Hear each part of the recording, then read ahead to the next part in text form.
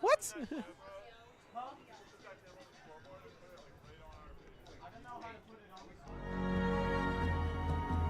If you live here, fun is your thing. If you live here, tough is your thing. Smart is your thing. Caring is your thing. If you live in Massachusetts, community is your thing. Since 1972, the Massachusetts State Lottery has provided over $25 billion to help cities and towns with the things they need most. If you live here, giving is your thing.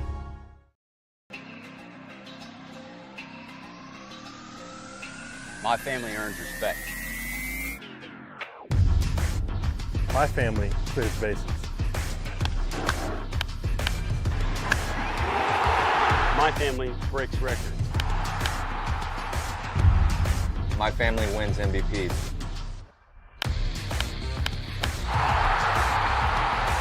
My family gives everything.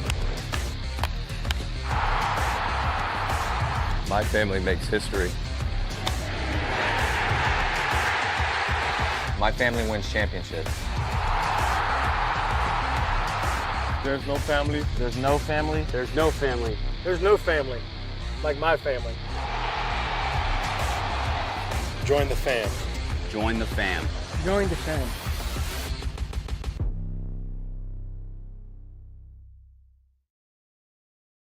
When Alaska Airlines needed a partner for the complex operations of travel, they made the switch to T-Mobile. Our 5G has Alaska Airlines and their customers covered, from major hubs to remote destinations, with 5G coverage ready now for the demands of today and the future. T-Mobile's network powers Alaska Airlines as they deliver next-level care for all customers. 5G ready now. That's how unconventional thinking is better for business. Coke Zero is now Coke Zero Sugar, with great Coke taste. Some people were excited to hear the news, some were skeptical. So we're not gonna have the star of the show you're watching come out and say, "You'll love it." No special jingle written by this week's hottest pop star. No famous internet celebs who happen to be holding the label just so. Okay, maybe just one little pour shot. The only thing that will make you believe Coke Zero Sugar has great Coke taste is trying it yourself. Ice cold Coke Zero Sugar. Try one today.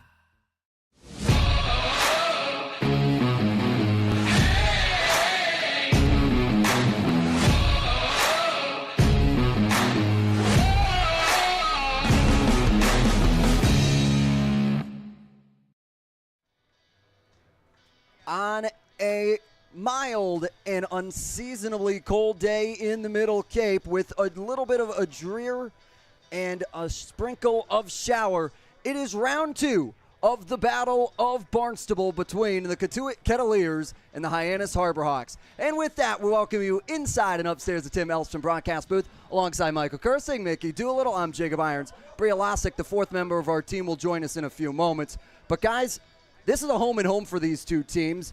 They played yesterday. It was a 6-1 victory for Cotuit.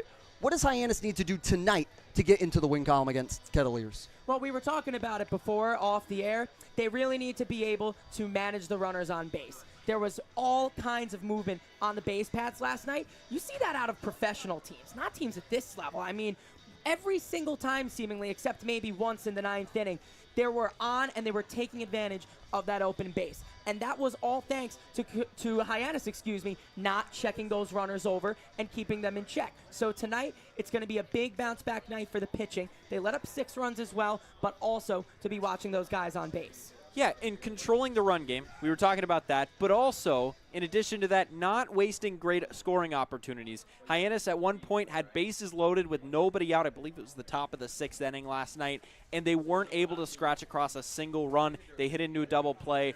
It was just overall a lack of situational hitting that ended up killing the offense. So, tonight, situational hitting, taking advantage of runners in scoring position is going to be a huge key for Hyannis. And a huge key indeed. But then, understanding they only put up 1 run yesterday, Hyannis' lineup is waiting for that breakthrough game. We talk about it. They have now had a couple games under their belts. Who are some players that you are looking to make a huge impact tonight when they get back to McKeon? It's Gavin Cash for me. He's had we know about what he can do, and he's had a bit of a slower start here on the Cape, but 20-plus home runs with Texas Tech. He brings the power stroke, and now he's a few games in with the wood bat. He's down with the transition from metal to wood, so now it's time to see him start producing in the middle of this Hyannis lineup.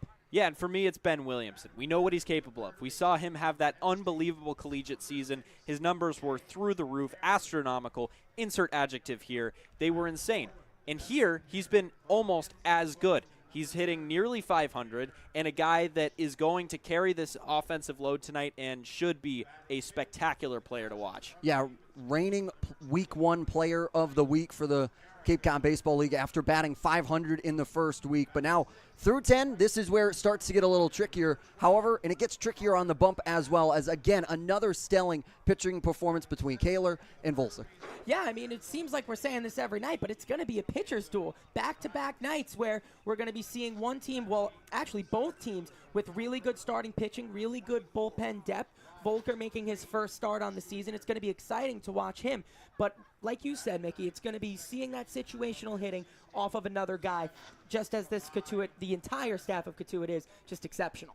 Yeah, in addition to that, Hyannis' bullpen has been stellar all season long. So even past Volker, he's going to have some help behind him with a bunch of pitchers that can back him up. And a lot of guys are available tonight for the Harbor Hawks. Yeah, a lot of them. And don't be shocked if interim skipper Eric Lexus comes in and uses them as well. Skipper Eric Beatty taking a little bit of time away with his family.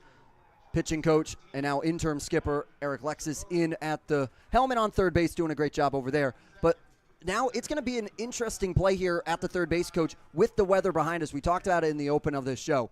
It is wet. It has been raining since almost 2 o'clock here, and it's not a rain like anything like that. It's more of a rain that is just consistently falling. It's a sprinkle, and it's going to make everything wet. It's almost like we're walking through fog right now constantly. It's very, very light. It's not going to affect field conditions too much, so this game is going to be played.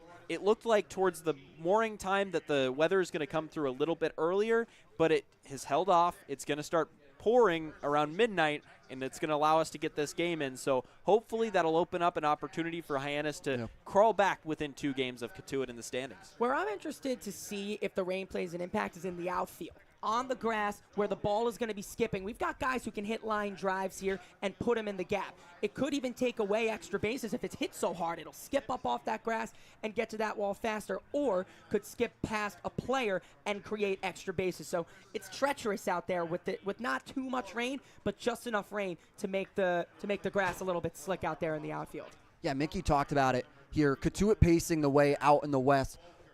Hyannis closely behind them, but really they got to try and start to gain ground. But once again, it is a long season.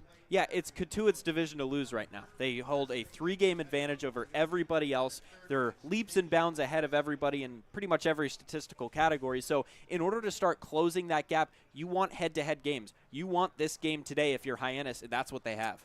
I think Hyannis more needs this game, as they have now fallen 3 games behind. They had a chance to bring it within 1 and have the chance today to tie it at the top of the division. They didn't take that chance last night, so now just to even things back to where they were within 2 games just 2 nights ago, it's a crucial one, even if it's early in the season as it is. Yeah, when you talk about it, these 2 teams have a little bit of bad blood between them, and it's the Battle of Barnstable. Do you feel the higher emotions in this contest could play a factor? Oh, absolutely. It just any turf war in any sport is going to be bringing higher emotions, and that's going to make a little bit of an extra pep in each of this team's step. It's just who wants it more at this stage. And for that, we send it down to Bria Losick, who talks to interim skip Eric Lexus on their approach from yesterday and into today. From McKeon Park, I'm Bria Losick alongside my co-host today, Jay Driver, and the newest addition to the Harbor Hawks roster, Mike Sirota. Now, Mike, you've already been up on Cape, played with the Harbor Hawks last year. What do you think has been the biggest difference in your game from last year and now to this time? I put on some weight, so I think I can hit the ball a little further. So I think some of the balls that are getting caught last year may leave the yard. So. Now, Jay, you've played with Mike for, a couple months last year. You said you have some questions for him? My name is Jay Driver, here from McKeon Park with my understudy, Bria Losick. Mike, so you've had a good year at Northeastern this year. What are some things you did well at school that you're looking to carry over to the summer? I think I got good at commanding the zone. I think I walked a lot and I struck out a lot too, but it's okay. And what would you say is one thing you're looking to improve upon? I want to get better at stealing bases, so I'm going to try and steal a lot. All right.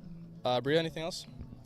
You know, Jay, I think you covered it. I'm excited for this Harbor Hawks game and excited to have you two back on the roster together.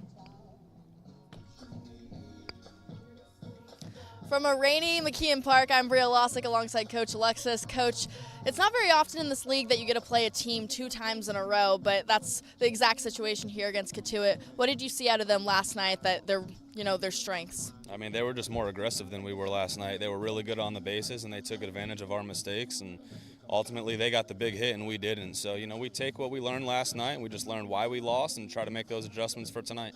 What kind of adjustments are those? Our pitchers got to hold runners better. I think that's first and foremost. And, offensively, just having the conversations with the guys of just trying not to make the moment too big in the big situation and just stay relaxed. They're all good hitters. We can't add pressure to us in big situations. Zach Volker gets the start tonight. He's already been up here. He was with the Harbor Hawks last year. What do you like out of him? Yeah, we're just, we got confidence in him, and, he was here last year, and, this will be his first outing of the summer, but, he seems ready to go. He had a great summer here last year, and we're hoping that he can just pick up where he left off. All right, thanks so much, Coach. You got it.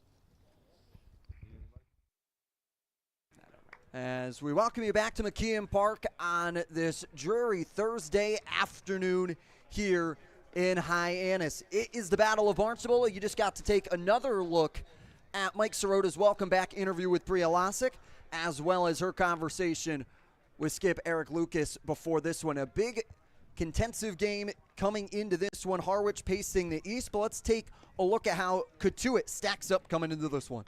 Yeah, their starting lineup is going to go like this. Brock Rodden playing shortstop and leading it off. Big number 3, Brett Bateman playing left. Number 26, he's hitting second. Jay Harry, the third baseman, hitting third. In the cleanup position, it's going to be Tanner Thatch, the designated hitter. Hitting fifth, it's Matt Carcio at number 28. And Carter Matheson in the right field at number 12. Jacob Tobias hitting 7th, playing first base. Rodney Green playing center and hitting 8th. And Kalai Harrison at second base. He started last night as well. He's hitting in the 9-hole. Big spot here. And who will they go up against, Michael?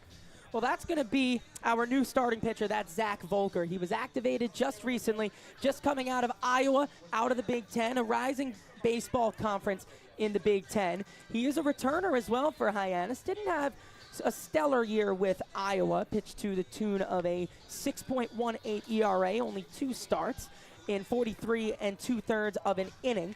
He gave up 30 runs on 45 hits, walking 22 and striking out 32. He had a really nice year last year on the Cape with these Harbor Hawks. He pitched to the tune of a 1.42 ERA as we take a look at his stats on the college year. We'll also take a look at his stats with Hyannis from last year. In 25 1/3 innings, the 1.42 ERA, a strikeout to walk ratio of 16-6. And if you want a guy to play against Cotuit or pitch against Cotuit, this is the guy. He went 5 1/3 in Game 1 of the playoffs last year, the Western Division semifinals, if you will. He was fantastic, gave up 3 runs, kept Hyannis in that game in an eventual 9-4 win. So a guy that's seen Cotuit before, knows the rivalry, knows it well, and is towing the rubber for Hyannis once again today. I've said it quite a few times over this broadcast, and I may sound like a broken record, but you just can't talk enough about experience, especially huge game experience on the mound with Volker. He came through huge last year against Cotuit, and now the stakes are much lower, so you could expect quite a bit out of him today. Brock Rodden, the shortstop, settles in. First pitch in and off the plate for a ball as we are underway just past at 6:02. First pitch coming in. An experience in collegiate summer leagues is huge. It's such a different league. Wood bats, everything is just a little bit different. Great talent, everything's slightly sped up. Good pitching, good hitters, better everything.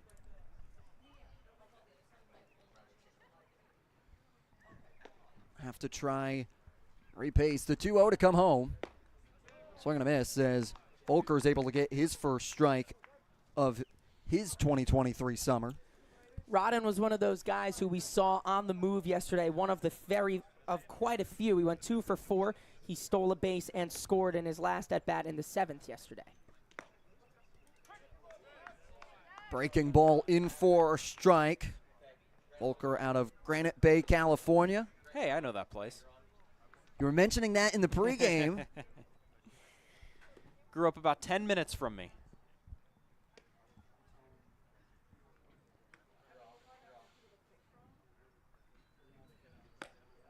Volker misses high. I thank you for throwing that in. No, there. hey, you mentioned it in the pregame meeting. We had to make sure we got it in, and I didn't think I was going to use it as quickly as I did, but I looked down, I'm like, might as well get that in there for him. Right there, Greater Sacramento area. Payoff pitch coming, popped up high, out of play. We'll do it again full. From the University of Iowa, transferred in there. That a little bit of a change from Granite Bay to Iowa? Just a little bit, just a little bit. I think you're a little further from the ocean than you would like. No beaches in Iowa. Pitch in, struck him out looking. Roden thought it was high and above the lettering, but Volker answers with his first strikeout. Defensive alignment looks like this for the Harbor Hawks. It'll go Lipsy, Taylor, and Sirota from left center to right field. Amick, Williamson, Laurie, and Cash third to first. And Donay will do the catching for Zach Volker. That's a big strikeout because Rodden had went 2 for 4 yesterday. Now he's got to face Bateman. Same 1-2 punch in this lineup as yesterday. Both went 2 for 4. Yeah, and Bateman coming in, pacing the way throughout the Cape Cod Baseball League at a .516 batting average, 16 for 31. Also leading the way in on-base percentage.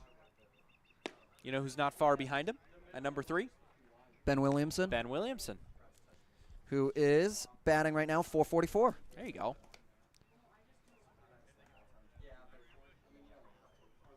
Way to have that information ready. Oh, come on. It's like my mascots. 1-1 fouled away. Got to come strapped at all moments and be ready to go. Strapped with information. Strapped with information. Yes. Yeah, Bateman was the guy who started the Steel Parade yesterday on the first pitch of when he was on base. Another strikeout from Volker. Peyton the black to start it. And he's putting him right on the black like you mentioned. Great command of his off-speed pitches early, mixing speeds. He feels like he has everything going right now. Now they will settle in Jay Harry, third baseman for the Kettleers today.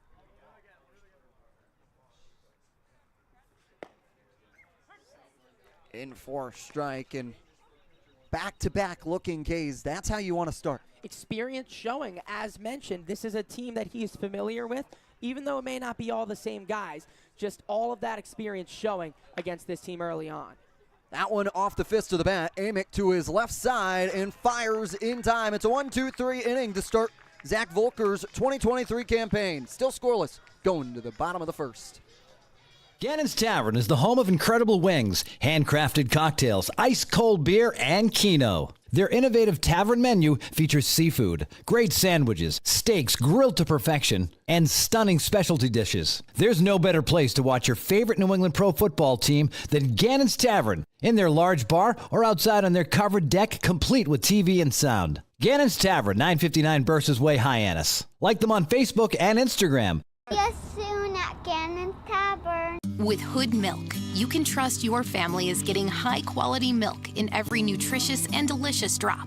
It begins here on farms that Hood selects, with farmers who uphold the highest standards and who pledge to never use artificial growth hormones. And you'll see that care continue right to your home with our Light Block bottle, which protects the fresh taste of your milk. At Hood, we never stop caring about our milk because you never stop caring about your family. Always good, always Hood.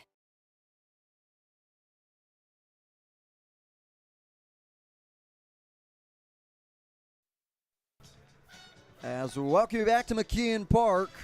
Volker starting his night strong with a 1-2-3 inning. Hyannis looks to pick up their bats and try and strike early. Mickey, how do they stack up today? Yeah, so for the second straight night, it'll be Mike Sirota leading it off and playing right field from Northeastern. It'll be Will Taylor right behind him in the 2 spot from Clemson, the center fielder tonight. Ben Williamson hitting .444, as we mentioned, third on the Cape so far from William and Mary. He hits third.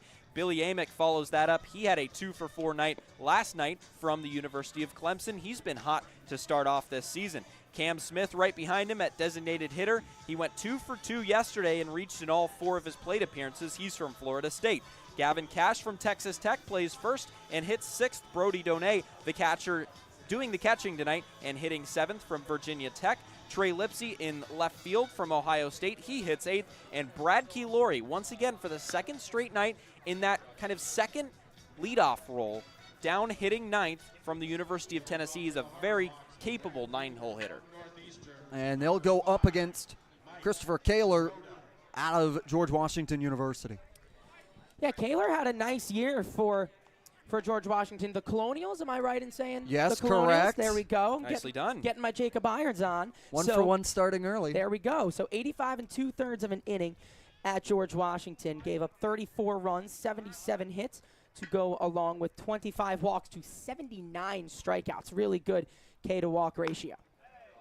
Sparta looks at a ball high and talked about it, has made an instant impact for this Harbor Hawks team since getting to the Cape. Has been a real shot in the arm for him. He's brought the experience they need. Sirota just up the road in Boston at Northeastern. You know, I was going to ask you that. I was pretty sure it was in Boston. Yeah, it is in Boston. It's that one's Is it found actually away. in It is Boston? literally Okay. in Boston. That is Okay. a school that is like, it's not like Northwestern where you're pushed off outside of Chicago. This Northeastern is directly downtown. Shout out Bria Losick, Yes. our sideline reporter. 1-2, nubbed foul.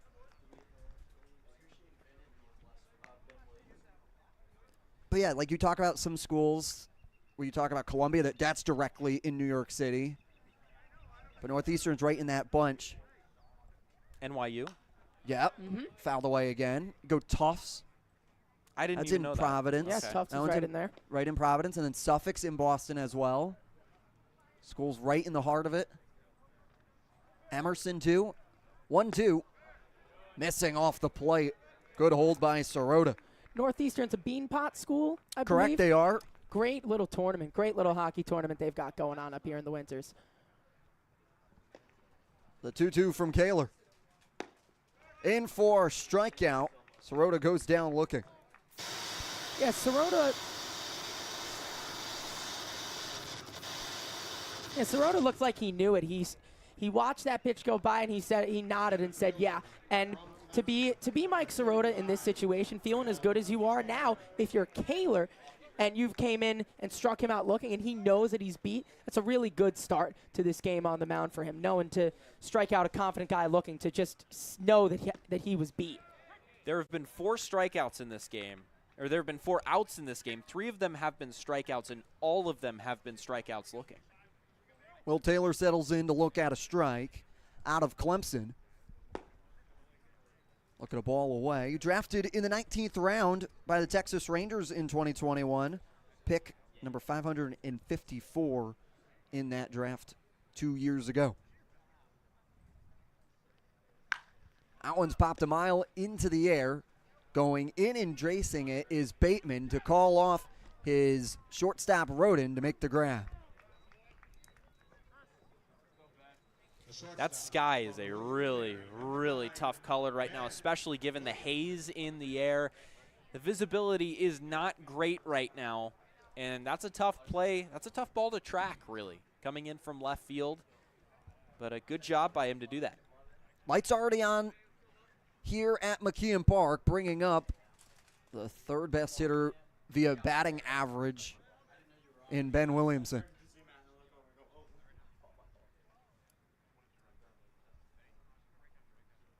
1-0, swing and a miss. Brielasic will have more on his versatility in the field during her report in the middle of 3.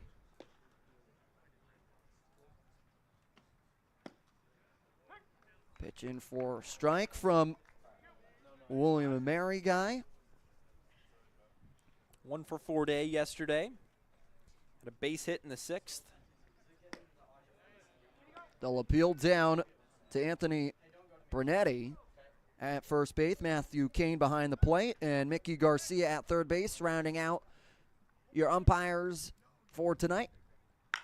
That one's roped into the gap, into center right field, and dropping back will be Green Jr., and he'll make the grab at the wall.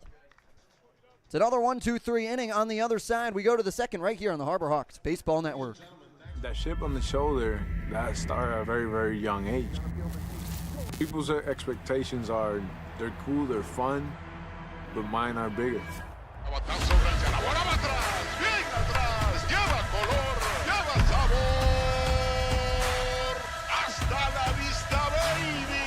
When you play in New York, they want to see winners. It doesn't matter if it's a Monday or a Friday or a Saturday. You got to come with it, or those fans will let you know. Pick one thing from me, pick one other thing from another player, make it your own, you turn to who you want to be. What motivates me is the unknown. You know, how good can I be? You get away from the lights, you get away from the camera. Mientras más presente yo esté en la caja de batería, más éxito tengo. Man, how can you not keep it fun, man? This is a kid's game. If you could go back and tell 10-year-old Francisco one thing, what would it be? Be a bad mother. Be to the meat of the Kettleers lineup due up in Thatch, Carrico, and Matheson, 4, 5, and 6. Light had to get called on here early with this haze. Normally we don't see them come on until like 7, 8 o'clock, and getting called upon early to do some extra lighting. Yeah, it'll help the outfielders. Sorry, Mick, go ahead. Lights are getting paid overtime today. Absolutely. And they're helping out right now. Like, this field is just a little bit more illuminated. It's going to help out the players just a little bit. The visibility is improved a little bit, especially with those fly balls. If the lights are on and that ball's in the air, it's going to be glowing just a little bit more and be a little bit easier for players to track it. Yeah. If you're a Cape Cod Baseball League fan, has a little bit of that haze on it, but not as much of a haze as you would see at like Chatham down at Veterans Park, where they will get fog game cancellations. That is right down by the water. That fog comes in rather quickly over there, but still a little bit of haze in the air for Thatch, the designated hitter. This is barely fog. It's just haze. I think haze is the right way to describe it.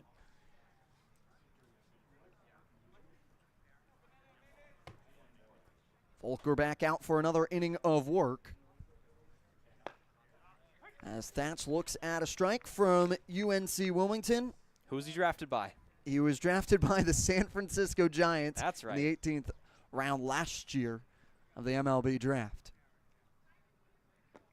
Pitch low into the other's batter's box. A freshman All-American selection, All-CAA, honorable mention as well, and an all-rookie CAA team.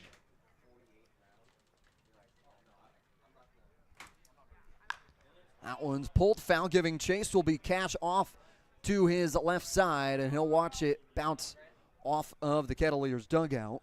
And what makes that so impressive, started all 57 games as a freshman.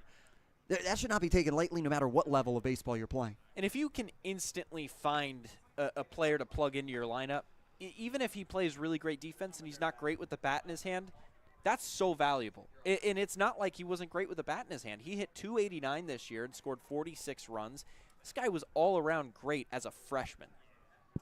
Even finding guys that play 57 games, that's close to 60 games with so much durability as a young guy. That's what players and coaches love to see. 1-2 popped up on the infield, giving chase, and calling everybody off will be Ben Williamson, about 2 feet off the mound.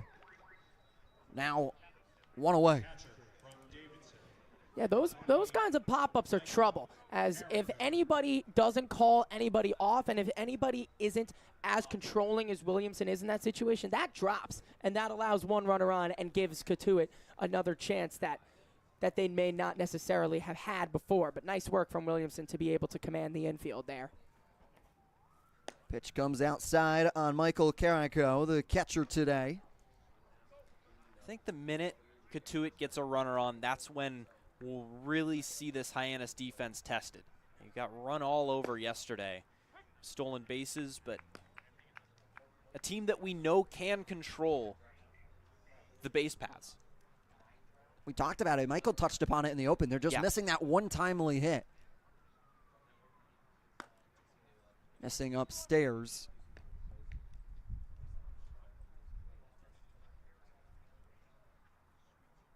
I heard interim skipper Eric Alexis talk about it in that pregame interview with Bria. 2-1, launched to left field. Under it will be Lipsy, and he'll come charging in to make the grab. 2 away. So 2 strikeouts in the first inning, so now a bit more contact, getting the ball elevated, but that's no problem. It's just been nice, soft contact. Yes, elevation, but nothing that's going to be worrying Zach Volker so far. He's had a nice start to this game. Now Carter Matheson, the right fielder, comes up, and like Mickey touched upon, the biggest concern will be when the Kettleers get their first on, because they start to run over the Hyannis Harbor Hawks yesterday with 6 stolen bases as Bunch Dillon pulled back for a ball. Now, while that is going to be something to look at, it shouldn't be something to be so stressed about. It's just to be aware. It's not anything too crazy. It's just this is what you did yesterday, and now it's just something to work upon today. Nothing to be too scared or stressed about. Just to have just a point of emphasis. And especially when we've seen Hyannis control the running game all season long the way they have, especially with Brody Donay behind the plate like he is today. He's got a cannon, and runners are going to be aware of that. 2-0. Missing 3-0, and so far the Harbor Hawks have caught 5 attempting to steal on the season. Yeah, we saw Austin Kelly behind the plate last night, was tested a few times, wasn't successful, so now you get that bigger arm behind the plate. Donay does have that cannon, and that's exactly why those changes are made. Part of controlling that run game is to have a bigger arm behind the plate. And you've got the guys on the mound aware with the scouting reports as well. So decent changes today to put Donay behind the plate with that big arm of his. Holker kicks and fires. What a great comebacker. Now loads the count full here after allowing 3 balls. Yep, 3-0 to 3-2. Nicely done. Found the zone. And hopefully he can induce more soft contact here.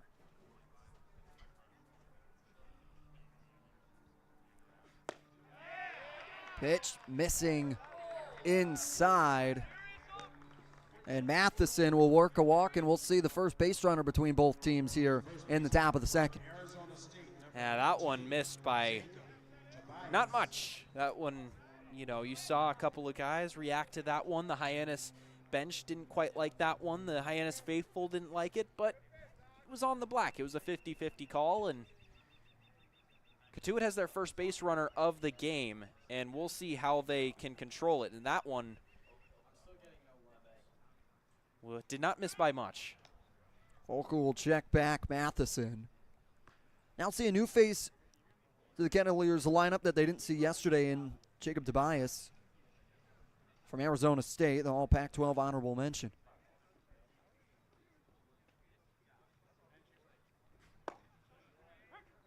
Pitch in for strike. He led the Sun Devils with 58 RBIs, which was tied for 6th in the Pac-12 in the league standings.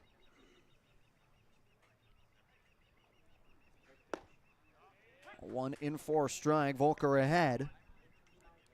So far, Matheson hasn't looked too poised to do much off of first base, but you have to be aware at any point because that's what great teams do. They catch you when you least expect it. So still have to be keeping your eyes on over at first at all moments. There he goes. Runner goes. Throw down from Donay, and it's going to get away and off the glove of Williamson. However, staying put will be Matheson as a good backup from Taylor came over. And now a runner in scoring position with 2 away. However, now a 1-2 count on Tobias. So that's what you have to look at if you're Volker. Yes, that runner has advanced again. It looked like they were seemingly aware of it, but now you just need 1 strike to get out of it and end the inning clean. That pitch just went in there, and then Donay tried to fire high over. We've seen Williamson come down with a little bit of that snap grab at times. That one just a little too far over his head that time. 1-2, chopper, and through the right field gap between Laurie and Cash. Waved around and scoring will be Matheson. And Cotuit strikes first. And again, we see them producing runs through the running game. Cotuit, that was their 27th steal of the year, which paces the CCBL by a lot. And, man, they have had a lot of those kinds of runs scored this year. Yeah, I'm a soccer guy, and that's what they call a smash and grab right there. It's just almost out of nowhere. You just snap to life if you're Cotuit, and out of nowhere they smash and grab and take the first run here of the game here in this top of the second. Volker seemed to be cruising, but boom, snap awake, and now suddenly it's a 1-0 Cotuit lead. All of it occurring with 2 outs here in the top of the second. Volker will see Rodney Green Jr. for the first time today. Center fielder for the Kettleers.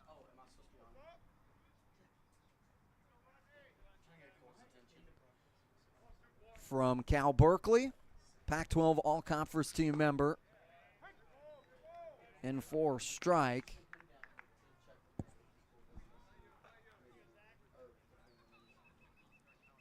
Started every game for Cal this year. Another guy giving a ton of value just by staying on the field. Chopper and out of the reach of the diving Cash, and that will dribble into right field. Sirota gets to it quickly to be able to hold Tobias at second. And now back-to-back singles for the Kettleers. Yeah, they just keep working with 2 outs, and now they're threatening again. It's like I said right before, it seemed like Volker was cruising through this, and then just as you think it is going to happen, then boom, they've snapped to life, and now they've got another runner in scoring position.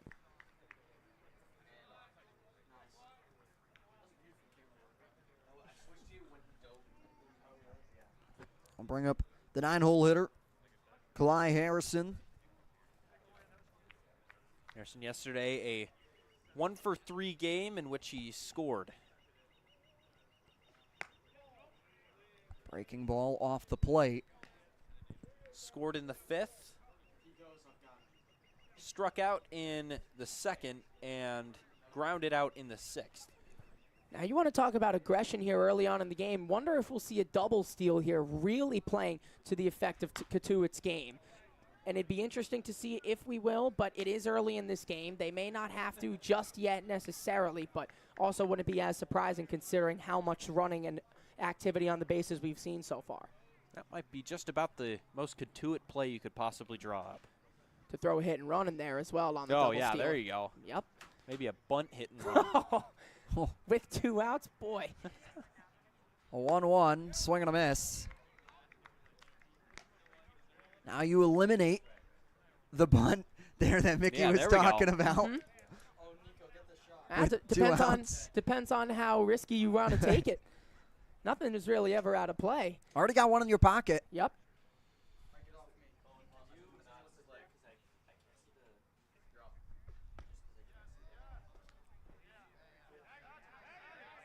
As he'll tag him.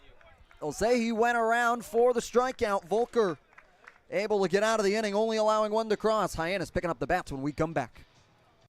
Hey, Mama, what's up? Did you switch my service from Verizon to T-Mobile? Yep. T-Mobile has the only nationwide 5G. Well, Mr. Know-It-All, let's see if you right about that. Mama. Hey, Mama, I'm working. It works at the pie shop. T-Mobile's 5G works inside and out. Hey, what you need, Mama? I'm trying to watch the game with my boys. It works in the park. Oh, okay. Mama? It works at the aquarium, in the parking garage, at the beach, in the elevators. It works in the movie theater, too. Oh, shush yourself. I'm talking to my baby. You're driving me crazy. I was just calling you to say thank you, baby. I love you. I love you too, Mama. Yes, Mama. It works in the kitchen. Tell Mama. Mama? 5G, it works in the club. Who are you in a club with? All about it. Tell Mama. We move out of the bottom half of the second. Let's take a look at how the rest of the Cape Cod Baseball League stacking up. Yeah, so we have clear-cut #1 teams at the top of each division that lead by 3 or more points. In the East, that's Harwich at 7-3, and in the West, of course, that's these Cotuit Kettleers at 8-2. But focusing a little bit more on the East, that middle of the pack is all clumped up. YD has 11 points at 5-4-1. Brewster with 10 at 4-4-2, and Orleans sits just behind those two with 8 points at 4-6. And pulling up the back of the pack is Chatham. And then over in the West, of course, Cotuit leads it. Hyannis in second place at 5-5, followed by Wareham, Falmouth, and Bourne, who we will see tomorrow. Yeah, the big one there is Orleans, who had been sitting on the bottom of the East Division, jumped Chatham last night in their loss to the Mariners, as Amick gets a hold of that one. He'll trail into right field. Giving chase will be Matheson to make the grab. One away, and now you come up with, while the Harborhawks may have not won, but it was the player of the game last night in Cam Smith, and you can see why. Yeah, Cam Smith was fantastic last night. Smith, of course, going 2 for 2, reaching in every single one of his plate appearances. He was hit by a pitch. He also drew a walk. Just good at-bats all throughout last night.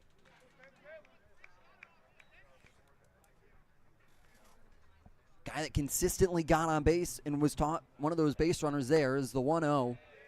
We'll check down to Anthony Brunetti. They'll say he went around on the appeal. So good for Cam Smith that he's seeing the ball better now. Maybe not the strongest start to the season, but whenever we say Cam Smith's name, we talk about his wonderful exhibition he put on at Fenway Day, sending balls out to the deepest part of the park, and now he's really, really coming into his own. Last night, a really good example, getting on base all 4 times, with 2 hits included. Comes in batting .218 with an RBI to his name, as that one is lined directly over to Tobias's glove, and 2 away quickly for Kaler. They finally retired him. It took him 5 plate appearances, and they finally did it. And took him 24 hours as well. Smith is going to be one heck of a player for Hyannis. I'll settle in, Gavin Cash. First baseman's fouled back into the netting. Cash out of Texas Tech. Had a great year for the Red Raiders. Had 24 home runs, which paced the Big 12, as that one misses below his knees. Unanimous first-team All-Big 12 selection. 6th Red Raider to reach 20 home runs in a season. Yeah, now he's yet to get it going so far here on the Cape, but as we've talked about, there is a grace period for adjusting to the wood bat, but now he's felt it, he's in the groove. It's time for him to pick it up a little bit, and we expect him to, as you guys said, just one heck of a player for the Red Raiders, and we know what he's capable of. Now he's back in the groove and things, so back for him to time and show it. Kaler trying to make it another 1-2-3 inning. The 1-2 delivery. Big swing and a miss. Kaler works off, and Hyannis is not able to get one across in a 1-2-3. We go to the 3rd here on the Harborhawks Baseball Network. We all have obstacles, challenges at different points in life. I still push myself every single day, and the harder I push myself, the more I find myself drawn to wearing OOFOS. The first time I put on a pair of OOFOS, it was like someone released the pressure. It was so crazy. When you are recovered and can do more, that has a compounding effect on all aspects of your life. Stepping into a pair of OOFOS, they're truly one of a kind. There's nothing like them. Best ever? Good question. Wait, why do you sound like Dr. J in your head? I've always sounded like Dr. J in my head, which means Dr. J's outside voice sounds like my inside voice? Which Coke? The doc would know. He got the world to call him doctor without going to med school. There's only one best ever.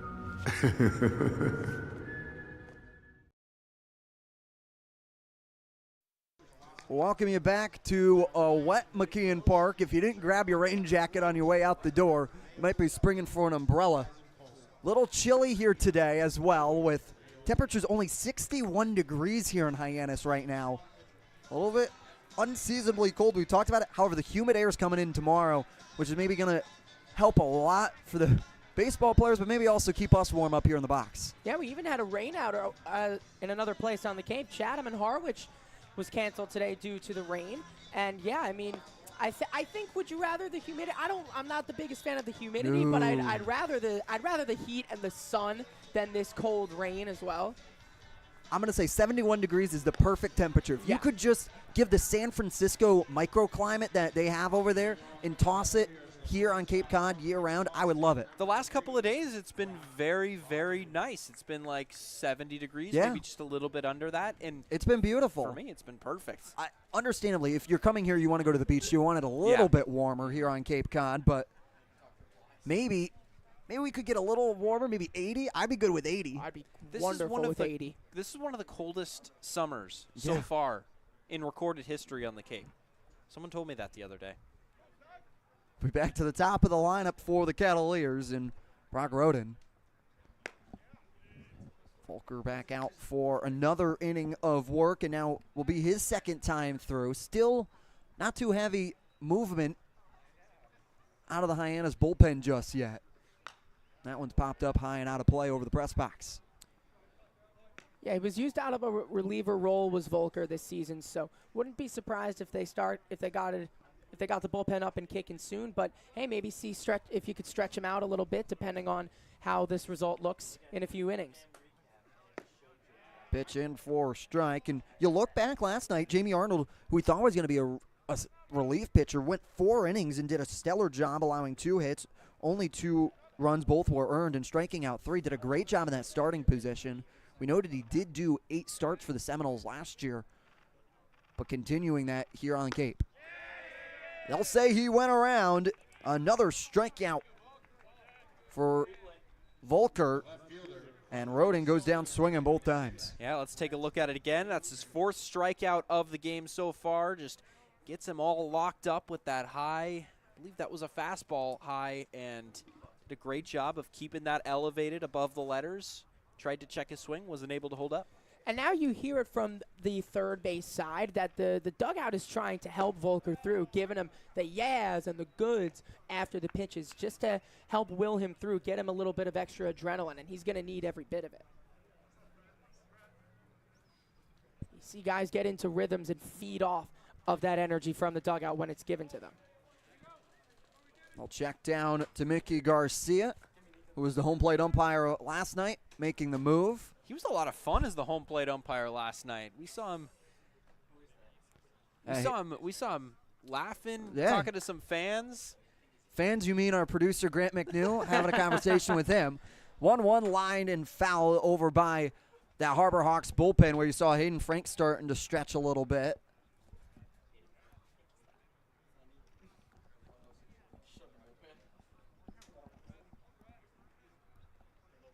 Bateman struck out looking back in the first. Now with a 1-2. Looks at another one, goes down looking again. Back-to-back strikeouts for Zach Volker. Back-to-back-to-back strikeouts if you count the one in the last inning. That's now 5 for him.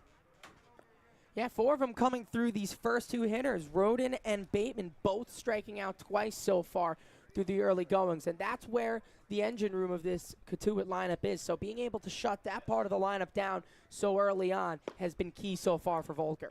And that's where the speed is for the Kettleers, and that's where if you can keep them off, you're going to limit sometimes the possibility of them stealing. But we already saw them take action when Matheson got on and was able to put himself and manufacture that run. You're exactly right. That's where the speed is. But where isn't the speed on this lineup? They're all fast. There's 1 through 9. Skipper Roberts made the decision. He wanted to take speed, and he was going to take it and be effective with it. And he understood his game plan. He's been around the league long enough to be like, I want to create my teams this way. It's like an MLB The Show. If you turn the speed slider all the way up to 100, and you're just able to run all around the bases all the time. So the Bat Boys speed there on that last play. Always the game within the game between the Bat Boys, between the opposing teams today on who will be able to pick up some maybe more foul balls. The rivalry goes to Bat Boys too. Walker finds the zone. Decent showing for a less than superb day here in Hyannis. Both teams traveling well. 2-2 runs inside. Donay pulls off the mask. He'll come to the netting, and that one will go right off the roof here of the McKeon Park press box in the Tim Elstrom Broadcast Center.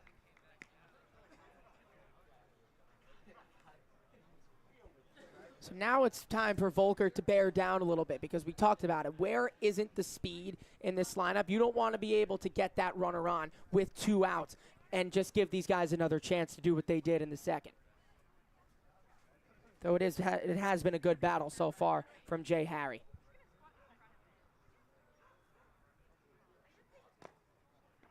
Pitch off the plate. Loading the count full here in the top of the third. Yeah, and if you're Volker here, you want to make Harry try and beat you because you don't want to put a runner on first because that almost guarantees with 2 outs, he's probably in motion there. There's not a ton to lose with 2 outs and a runner at first. Chopper back up the middle. Laurie fields it down to the knees. Over in time. Cash able to stretch and get it. A 4-3 put out to end the top of the third. We go to the bottom of the third here on the Harbor Hawks Baseball Network. But before we send it to Bria Lasik.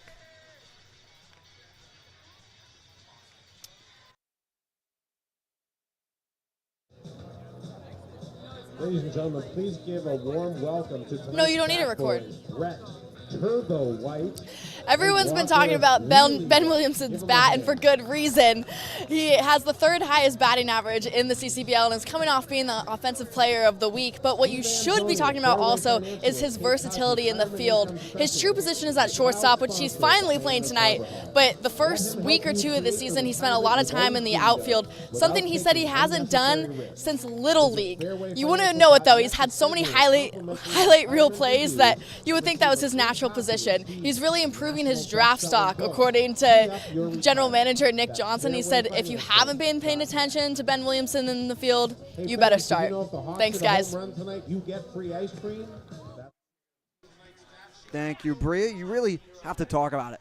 Ben Williamson's versatility makes him one of those top 10 players right now between every draft prospect. Yeah, and you look at where the major leagues is going. They appreciate and they value players that can play multiple positions so much. So with a guy in Williamson that can play all over the outfield and all over the left side of the infield, that is going to be such a valuable asset to his game.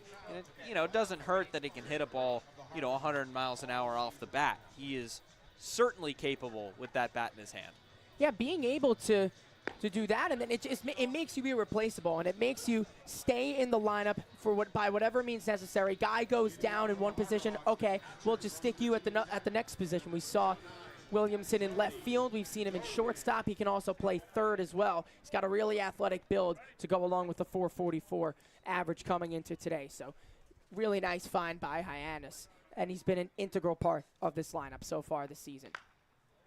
That one's fouled away by Brody Donay. 7-8-9 due up for the Harbor Hawks, and Donay, Lipsy, and Laurie. Hayden Frank's starting to get warm over in the bullpen. Messing from Kaler, who's back out for another inning of work, trying to go 3. Kaler earlier this year has pitched in only one other game, and that was on Chatham, as Donay's able to get a hold of it. If it stays fair, it's gone, but it is foul, curving quickly. And that's the power of Donay on display right there. He looked like he just kind of threw the bat head at that one, maybe, just trying to fight it off, and he hit that one a ton. 1-2, ripped, and will drop in front of Bateman. First hit of the day for the Harbor Hawks as Brody Donay on first. He's looked a lot better as well. He's really coming into form a little bit. And now you could also think that maybe he was, in his earlier at-bats, he was had a little bit of a higher launch angle on his swing, trying to elevate the ball a little bit. But when he stays through the zone, just putting a nice, clean through-the-zone swing there, he's going to be getting clean contact just like that.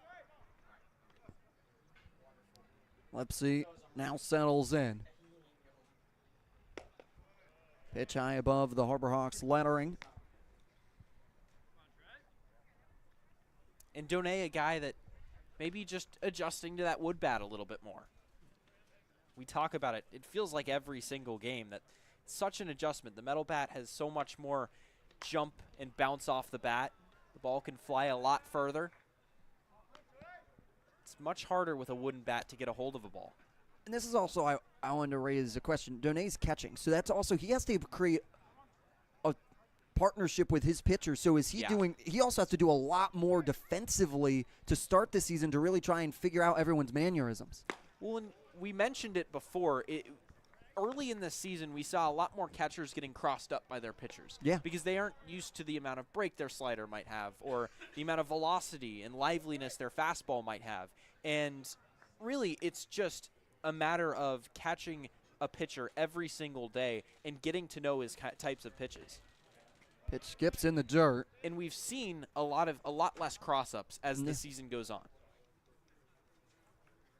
Because you're with them in bullpen and you're starting to figure them out, especially here with Kettleers, who comes out for his second appearance of the summer. And it doesn't take an incredibly long amount of time. You just start to see him and learn him after a week or two, and that's kind of what we've seen on that exact time frame.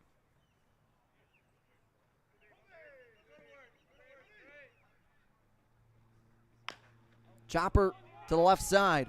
Kettleers comes off the mound and will take it himself to get there in time, but advancing will be Donay. He puts himself in scoring position. And that was a very, very close play. As Tobias came off the bag, you see trying to go over to field it, and a bit of an awkward play to get over to first base by Kettleers. He does a great job to beat the speedy Lipsy to the bag. Tobias was there, but Kettleers just electing to keep it with it himself. Was already bringing his momentum that way and didn't know if the toss, he could stop in time to make a clean toss. And smart play there in that situation to try and not force the error and allow more to be able to get on base. Yeah, one of those plays where you just kind of get awkwardly in between. Nobody really did anything wrong. Nobody was out of position, but good job by them to scramble and get the out. But still a productive out for Trey Lipsy. It was also good communication as well, as there could have been a play at second, but they were yelling one just for the visual cue to send back to first. Laurie's going to send back Matheson up against and making the grab, and quickly will be, as the ball appears to have gotten onto the fencing, and tagging up and quickly moving will be Donay. Yeah, Matheson had to go a long way for that one over to his left, ranging back and made kind of an over-the-shoulder catch. That's a high degree of difficulty catch. You saw him make it kind of look easy, and that is not an easy play. Now back to the top of the lineup in Mike Sirota, as that one's fouled off into the netting. Another productive out, though. Good awareness from Donay. Regardless, he was tagging up, regardless of whether or not that ball fell. And he does. That ball is caught. He sees the catch, and he immediately moves on to third with the momentum still taking Matheson into the fence, knowing now that a ground ball or any contact through the infield ties this game with Sirota at the plate. Sirota popping that one up into shallow right field, giving chase will be Matheson to come in and make the play. And again, Harbor Hawks strand a runner. We go to the fourth here on the Harbor Hawks Baseball Network. Diet Coke? Who are you, my mom? You should be so lucky, because you know what moms do? Well, I suppose we should start with the whole giving you life thing. It seems like that should be enough. No? Okay. What about her ability to send shockwaves through the neighborhood without saying a word? Or whip up a ridiculous handmade costume that you forgot to tell her about. Not to make you happy, but because she had a reputation to uphold. She invented rideshare, called it carpool, and did it for free. She didn't need those dating apps either. You copied her jeans, her spin, her shoes, her scrunchie, and whether you realize it or not, her music. Why not? Oh, and she can win any argument in 4 words. Because I said so. Everything you're trying to do, she's already done it, did it better, and she did it with a Diet Coke in her hand. So, drink what your mama gave you.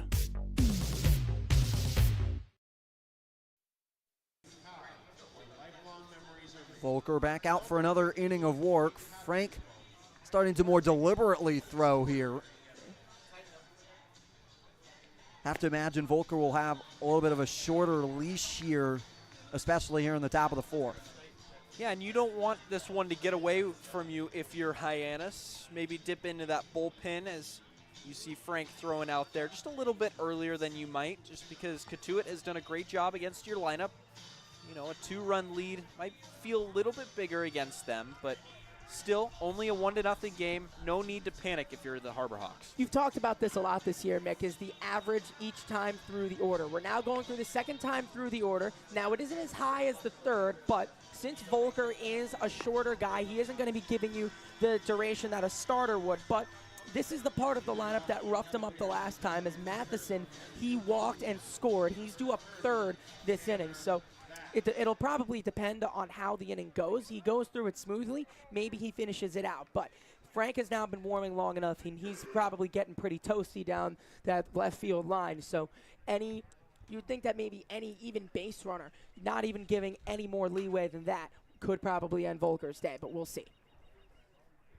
As there you see in the front of the frame, Williamson shifting over just behind second base. Pitch outside on Tanner Thatch, the designated hitter today. Popped up over to Williamson, about 2 feet away from the mound, left side of the infield.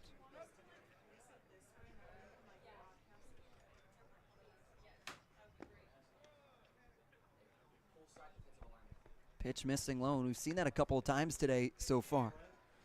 I find it interesting on this Cape, just a bit of a weird realization that normally in the bigger leagues, you don't see it here. They ask for a new ball almost every time it hits the dirt. You don't see that too much. Wonder what that could be. 1-1. Struck well, but goes foul. And especially on a day like today where the ball's wet, it could slide out of your hands a little bit easier if you're getting the same one back after it rolls through the infield. You're going to see pitchers touching that rosin bag just a little bit more. Get a little more stick on their hands. That one's lined right over to Laurie. He'll pick it up and fire for the first out here in the top of the first. The catcher from Davidson, number 28, Michael Carrico. So that's 5 straight hitters Volker has set down. Since giving up that run, he's done a pretty good job. Yeah, 3 strikeouts and 2 weak groundouts. So nice job of navigating each at bat. And if any contact at all is being induced, it's nice and weak. Carrico settles in. Swing and a miss there. Continuing to respond extremely well.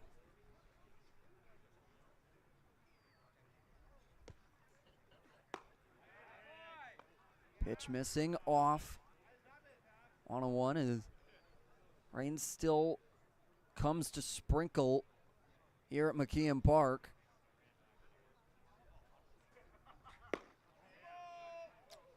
Ooh. Pitch missing outside off the plate. Just off the edge. Good pitch from Volker. Yeah, can't be too mad if you're Volker. Very good spot, and you just sometimes get those calls and other times you don't. We've seen him really use the outer third of the plate against lefties today. Pulled foul. That one trying to run inside a little bit more.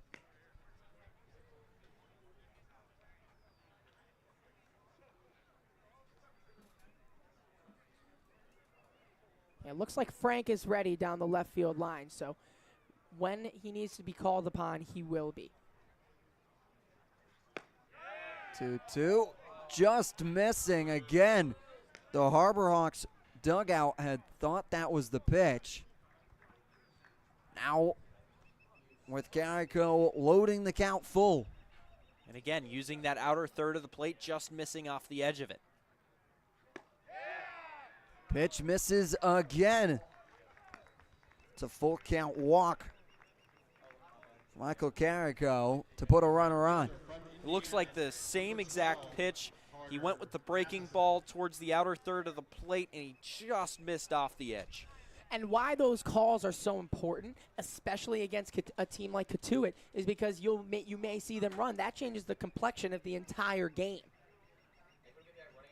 As Eric Lexus, interim skipper, will make the call to the bullpen. Hayden Frank will come on in. We'll give you his numbers through this early season on the other side, right here on the Hyannis Harborhawks Baseball Network. Your future begins at Dean College. Make a difference. Leave your mark. Break the mold. Be a leader. Achieve unimagined heights. Believe in yourself. Make lifelong friends. This is your time. Your place. Your home. Your Dean. It all starts here at Dean College.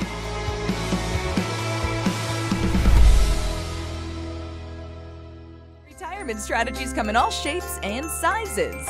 One strategy does not fit all when it comes to reaching your retirement goals. And considering all your options may be, well, more than you want to think about. So whether you're looking to retire or already living in retirement, you need a strategy tailor-made for you. Fairway Financial can create a personal retirement strategy just for you, designed to take care of you and your loved ones. Call us. Hayden Frank, the Lipscomb Bison, comes in for relief. Let's get you caught up on Frank himself.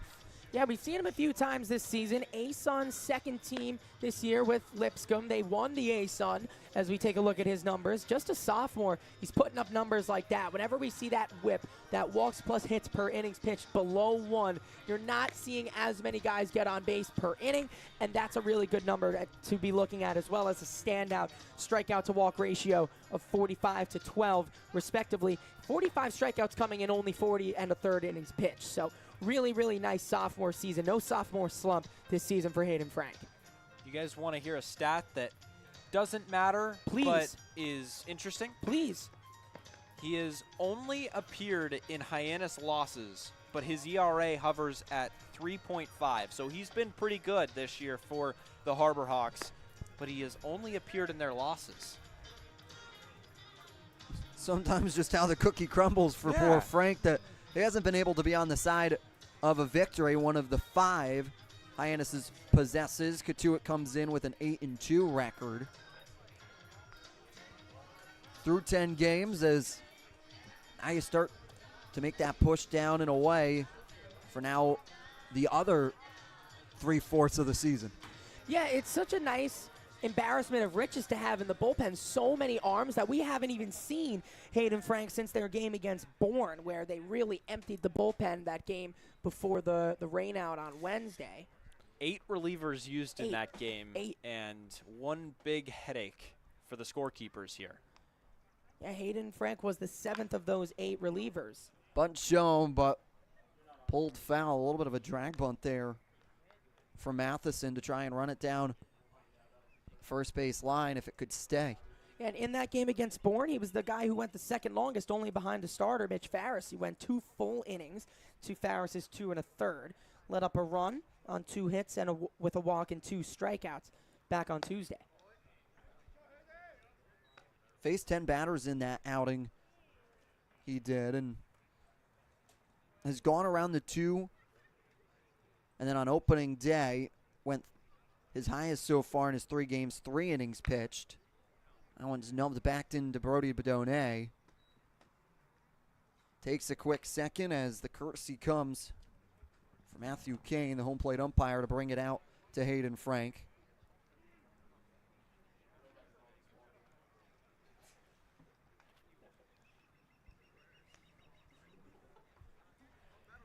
Very glad the rain so far has decided to stay away. I say as I knock on some wood,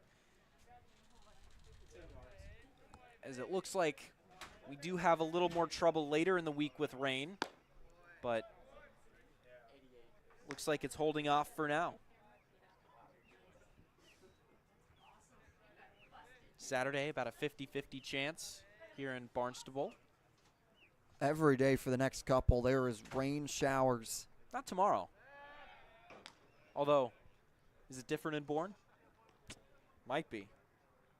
Bourne is a 30-minute drive away, just as you get over the Bourne Bridge. Give me a second. I'm going to look. I can't imagine it would change that much. Swing and a miss. Frank gets him swinging for the second out here in the top of the 4th.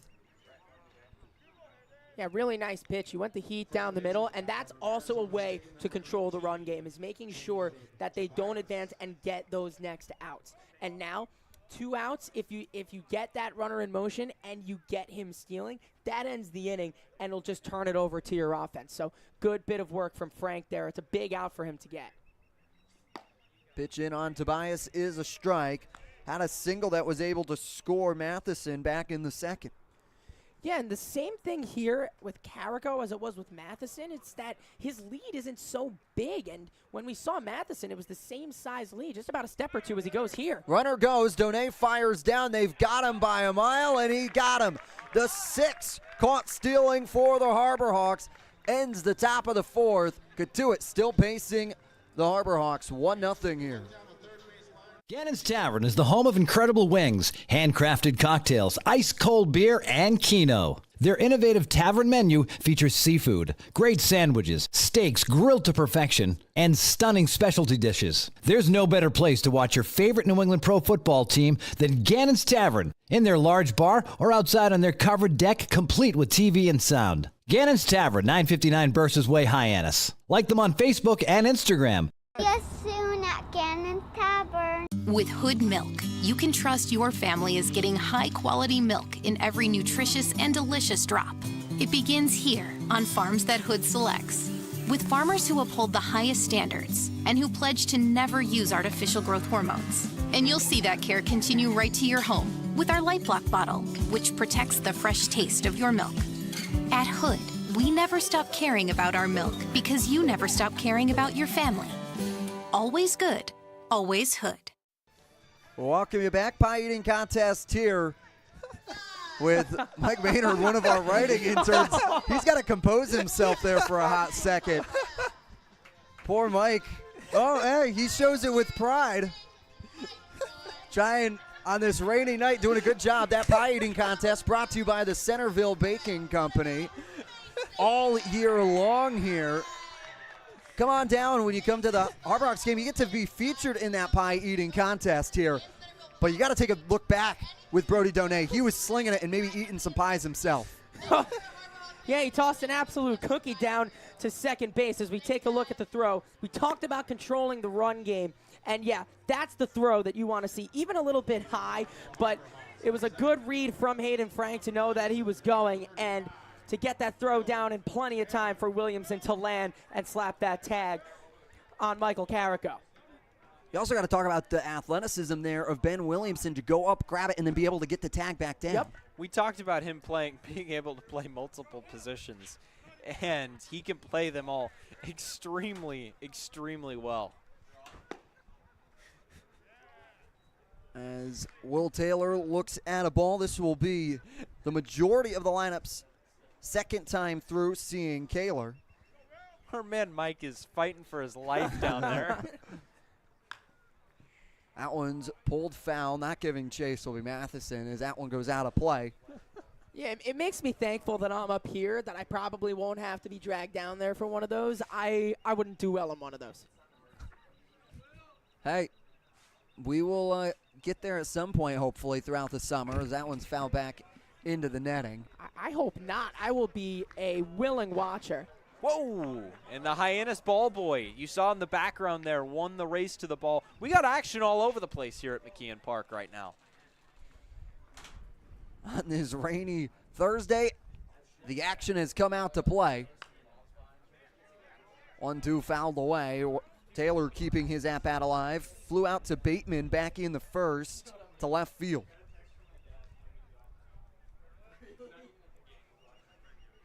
Mike Maynard, the writer, is able to keep the pie himself to get to bring it home and keep a little prize for his contest. 1-2 fouled away again. We'll do it. A nice at-bat being put together here by Taylor, just staving off pitches that he knows that he may have been fooled by slightly and just keeping himself alive in the at-bat. He's even got a pitch to spare with the count being 1-2. Taylor pops that one up, giving chase will be Carrico, but that one will go over McKeon's press box again. A great battle here from Will Taylor, now going to be the 7th pitch of this at-bat. Taylor yesterday, a 1-for-4 showing. He drove in Hyannis' only run of the day. Pulling foul again. Let's do it all over. And then another 1-for-4 the day before that.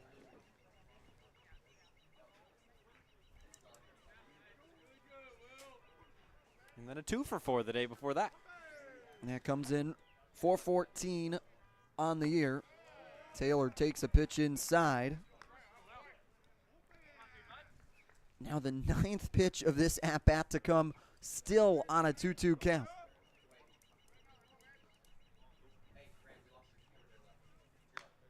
Foul back, let's do it again. This is about as strong of an AB that Will Taylor can piece together. And we can hear the Hyannis dugout reacting with every pitch here. They're getting into it.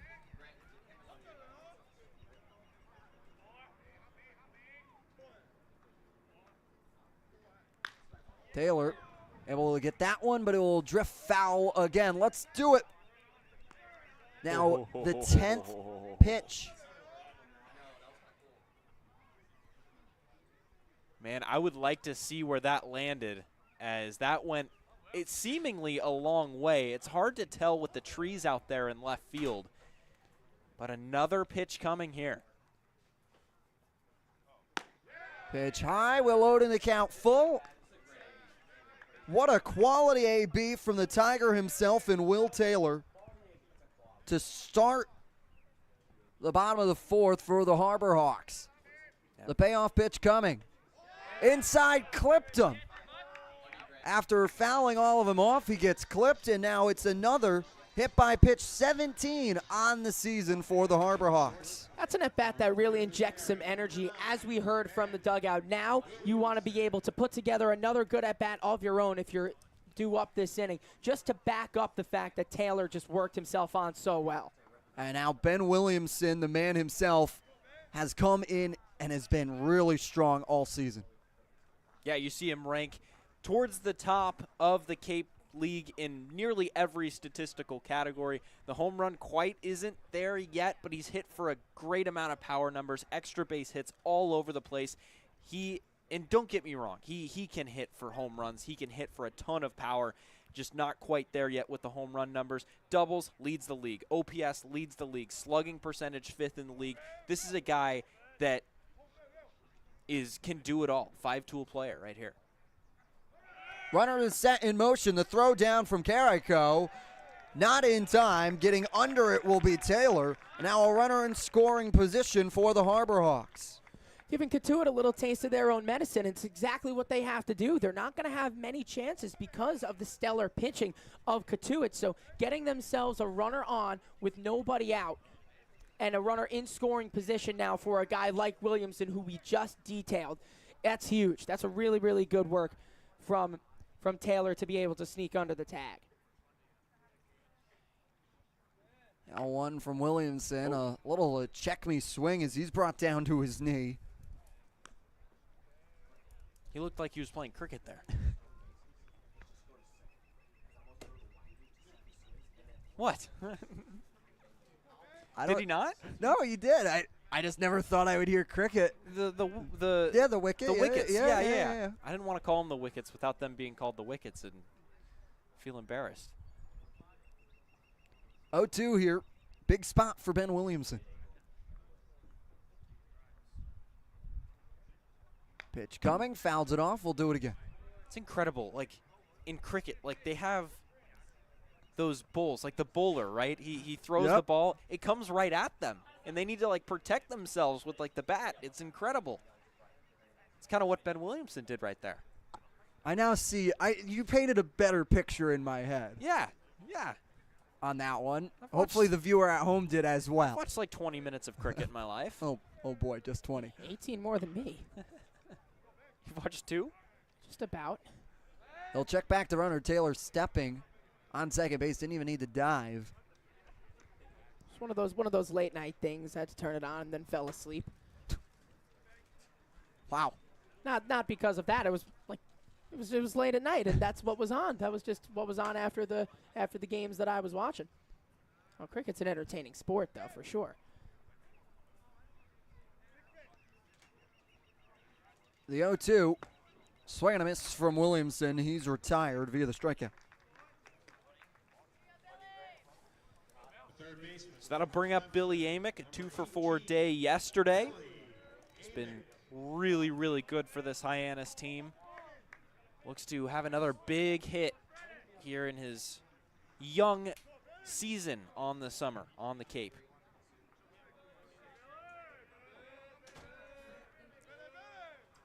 But a chatter coming out of the dugout for the guy that's in the transfer portal currently. Runner set in motion. The throw down will pull him off the bag. No. Taylor's able to get in there.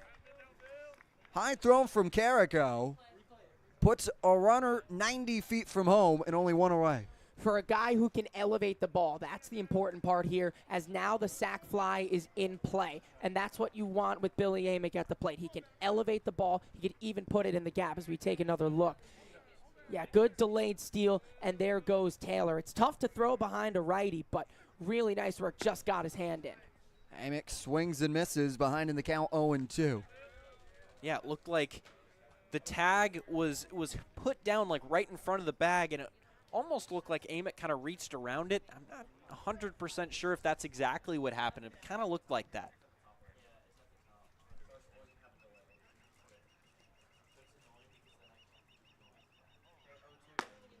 Oh, two, they'll look down. They say he went. Anthony Brunetti, the first base umpire, on the appeal. Strikes out Amick. Now they will bring up Cam Smith. Now, what I want to see here out of Smith is a good at-bat from the perspective of that that you have to protect and you really do want to get your guy home. Situational hitting, we talked about it in the open of today's show, that it's going to be massive with such few chances because of the stellar pitching. You're really going to want Cam Smith to find that pitch if he sees it early, to go attack it or work himself deep into the count so that pitch he wants will come. You'll see a lot of guys choke up on that bat just a little bit, shorten up their swing, maybe not hit for as much power, but try and put the ball in play and make something happen. Smith looks at another one. He's behind in the count 0-2 quickly. Kaler trying to work out of the traffic with Taylor, who's able to get on base after that lengthy at-bat after a hit by pitch. 0-2, fouled away. Yeah, there is a short swing. That's a nice protective swing of home plate there. Maybe a little bit beat, but keeping the bat on the ball and keeping this bat alive, at-bat alive.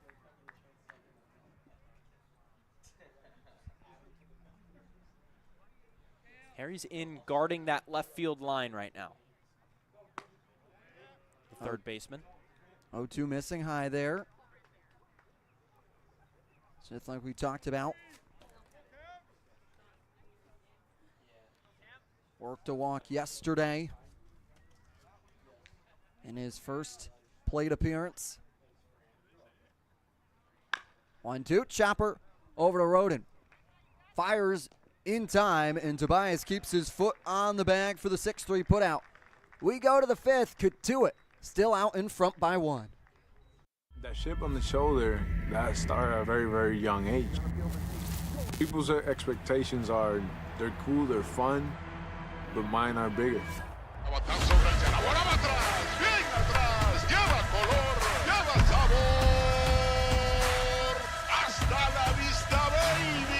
When you play in New York, they want to see winners. It doesn't matter if it's a Monday or a Friday or a Saturday. You gotta come with it, or those fans will let you know. Pick one thing from me, pick one other thing from another player, make it your own, you turn to who you want to be. What motivates me is the unknown. You know, how good can I be? You get away from the lights, get away from the camera. Mientras más presente yo esté en la caja de batería, más éxito tengo. Man, how can you not keep it fun, man? This is a kid's game. If you could go back and tell 10-year-old Francisco one thing, what would it be? You're a bad mother.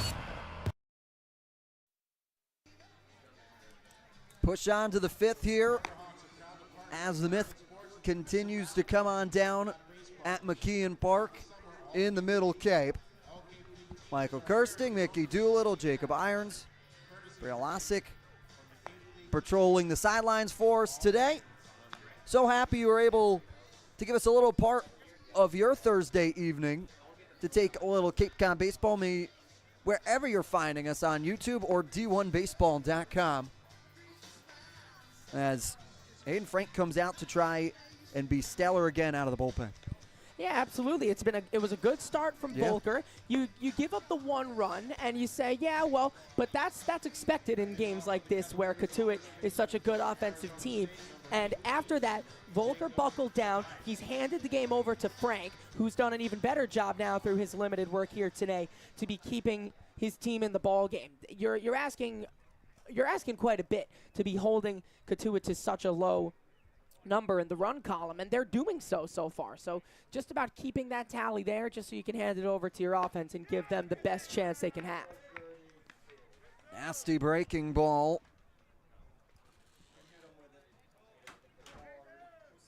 Finds a strike for Tobias.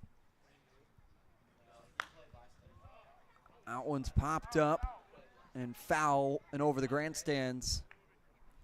Billy Amick giving chase the entire way on that play there. This is the section of the lineup where the 2 hits have come from 2 singles, one here from Tobias, this man at bat, and then the man on deck, Rodney Green, also had one. So it'll be interesting to see how Frank navigates it. Tobias pops it up into foul territory. Giving chase will be Amick, and will make the grab on the warning track to get the first out here of the 5th. Got 2 shots at it. That one stayed in. And we mentioned the weather. Still a little bit misty. Rain kind of coming down and, a little bit of mist. 5 innings. That is what we need to play in order for a game to get called off. I don't think it'll play a factor in this one. Again, I'm knocking on wood. You never like to see a game get called early. 0-1 in for a strike. Harborhawks have only seen 1 get called early so far this season. It was against Falmouth here. And it benefited them. 6-5 victory. They had just taken the lead.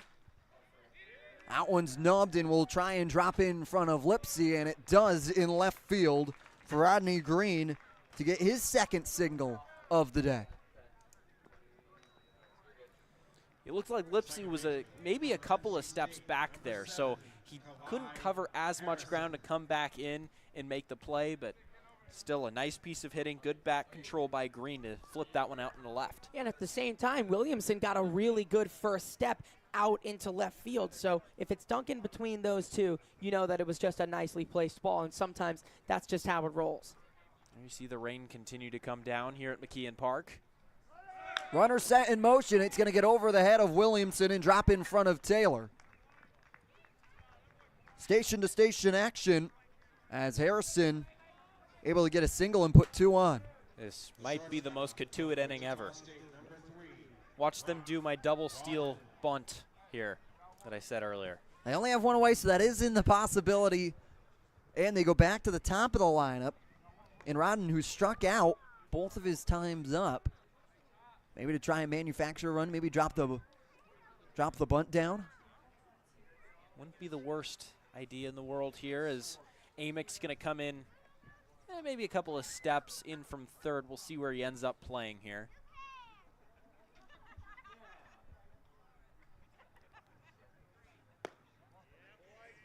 Pitch missing. And it's a credit to Cotuit that, like we've talked about, you want to see these Hyannis Harborhawks control the run game, but when you're doing it on the first pitch, it almost takes it out of their hands. So really nice work so far. We've seen the stolen bases really come more on the first pitch because that gives the Hyannis pitcher, whoever it is on the mounds, whether it have been Volker or Frank so far on the day, it gives them less of a chance. Because if you do that on that first pitch, yeah, well, he's already at second base, and the chance has already passed you to take a look at it. Pitch away.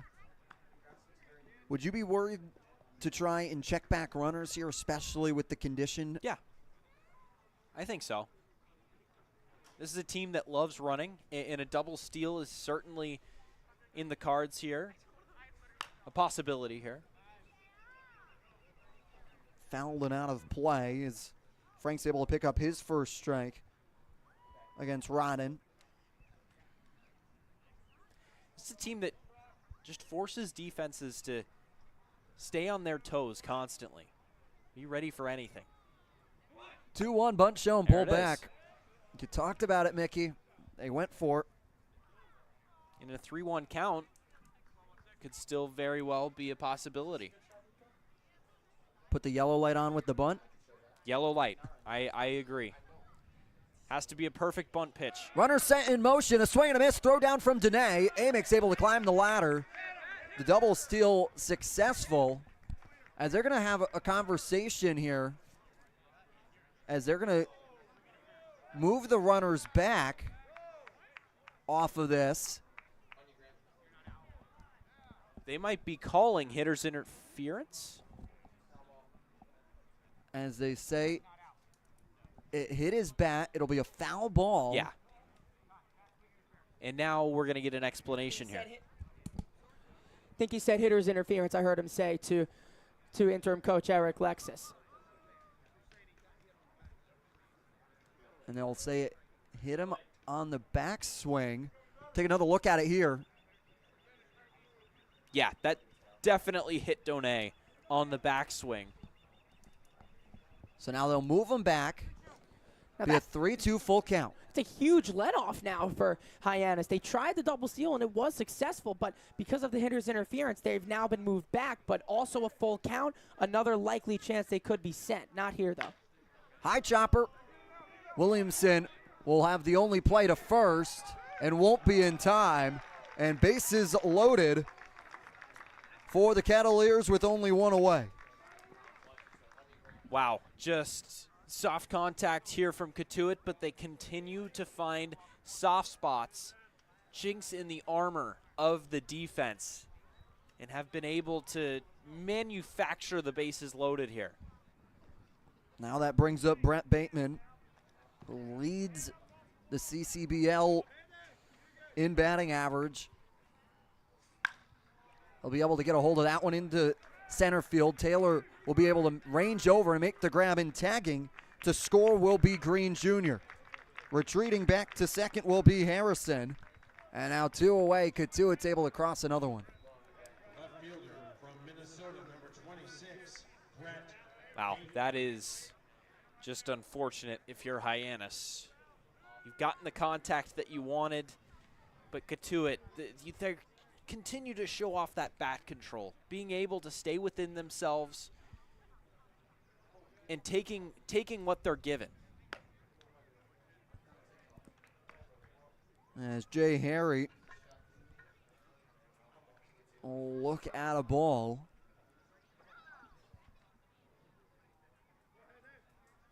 Yeah, that little chop single from Rodden was just what the doctor ordered it. They had even actually come out a little bit better than they had with the failed double steal. They had the bases loaded, and really, really nice work by Bateman just to get one home, if nothing else. My parents nearly caught that foul ball. I'm not kidding right now. That's your family up there on the top row? That is my family up there. The 1-1 now here coming. They're giving me Harry. They're giving me the shrug right now. That one runs high. Oh, they're ready. Hold on, they came prepared. Yeah, it's Mickey's family. Right up there on that top. Oh, there we go. Hey. We're able to get a wave from them to all the viewers at home. Doolittle's in attendance here on Cape Cod. 2-1, pitch comes home, popped up, foul out of play. They want to try and give chase again. Doolittle's nowhere near it this time. They let the first one, they didn't even give chase. They stood up and they reached, but it was like 2 rows in front of them. If they would have climbed down a couple of rows, they could have gotten it. Hey, they're ready for the second time, though, Yeah. because now they know they might be on camera. Exactly. They don't want to look bad to the viewers at home. 2-2 runners edging. That one's going to get blooped into center field, giving chase will be Taylor to make the grab. And that will end the top of the 5th. Cotuit's able to get another one across. They lead 2-0 here on the Harbor Hawks Baseball Network. Hey, Mama, what's up? Did you switch my service from Verizon to T-Mobile? Yep. T-Mobile has the only nationwide 5G. Well, Mr. Know-It-All, let's see if you right about that. Mama. Hey, Mama, I'm working. It works at the pie shop. T-Mobile's 5G works inside and out. Hey, what you need, Mama? I'm trying to watch the game with my boys. It works in the park. Oh, okay. Mama? It works at the aquarium, in the parking garage, at the beach, in the elevators. It works in the movie theater, too. Oh, shush yourself. I'm talking to my baby. You're driving me crazy. I was just calling you to say thank you, baby. I love you. I love you too, Mama. Yes, Mama. It works in the kitchen. Hell, Mama. Mama? 5G, it works in the club. Who are you in a club with? All about it. Hell, Mama. Welcome you back here to McKeon Park as Taylor back out for another inning of work, but another big game going on across the college baseball world is Wake taking on LSU in a big one. Winner goes to the Men's College World Series final. Still 0-0, top of the second in that one. Don't leave us to go there. Maybe open up the ESPN app, keep track of that one, because we'll finish up before that one does at the moment. They started an hour later than us. We're here in the bottom of the fifth. Cotuit pacing Hyannis so far 2-0. Dylan Cruz has a hit in that game right now. What a prospect he is for the Major League draft. There is Major League talent on both sides of that ball between LSU and Wake. Demon Deacons trying to be one of the best teams in the country. Sometimes they fail to get to that spot. As Cash settles in against Kettleers for a ball outside. One of those sports that it's really hard to determine the best team in a single game or a series of 2 or 3 games. It's just such a sport that is so random. Like, any team can beat another team on any given day. Like last year when the Fighting Irish were able to take the Super Regional from Tennessee, as that one's popped to the right side of the field. Dropping back will be Harrison, the second baseman, to get the pop out. And the first one in the bottom of the fifth. You had to throw in the Notre Dame reference. Because I think that one is. I think that one is a testament there to just show you, because Notre Dame necessarily wasn't on anyone's radar last year, and then you beat arguably the best team in recent memory in college baseball between everybody in a super regional format, as Donay fouls that one up and out of play. So it really just goes to speak to your point, Mickey, about how baseball's a little tricky like that. I think it's the beauty of it, too. It's my favorite part of this game is that any given day, on any given moment, anything can happen. You go to certain games expecting certain things in different sports, but you go to the ballpark, you never know what you're going to see. That's why we play the games. The 0-2 to come off the plate, trying to see if Donay would give chase. If you're expecting to see what you're expecting to see, you go to football. Honestly, like, football is a sport that, the better team will beat the worst team 9 out of 10 times. Big swing and a miss from Donay, who goes down swinging for 2 here in the bottom of the fifth. That's basketball for me. I think if the March Madness, though. No, well that's college basketball. I love me some college basketball. I think NBA is rather predictable, but I agree with you there. College basketball, I love seeing that any given day, really anything. I actually agree with you that. See, go ahead. I would almost disagree with you in that, because in the NBA playoffs this year, we had 5 or 6 teams in each conference that very well could have won it all. And I would say I don't watch as much basketball as I would say most people do. That one's popped foul, giving chase will be Harry, and he'll make the grab over on the warning track. It's a 1-2-3 inning for Kettleers, who's continuing on the bump and doing a great job. We go to the 6th. Cotuit leading Hyannis. We all have obstacles, challenges at different points in life. I still push myself every single day, and the harder I push myself, the more I find myself drawn to wearing OOFOS. The first time I put on a pair of OOFOS, it was like someone released the pressure. It was so crazy. When you are recovered and can do more, that has a compounding effect on all aspects of your life. Stepping into a pair of OOFOS, they're truly one of a kind. There's nothing like them. Best ever? Good question. Wait, why do you sound like Dr. J in your head? I've always sounded like Dr. J in my head, which means Dr. J's outside voice sounds like my inside voice? Which Coke? The doc would know. He got the world to call him doctor without going to med school. There's only one best ever.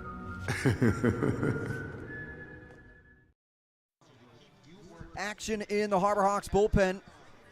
Cade Obermueller, the left-handed pitcher out of Iowa, starting to get loose.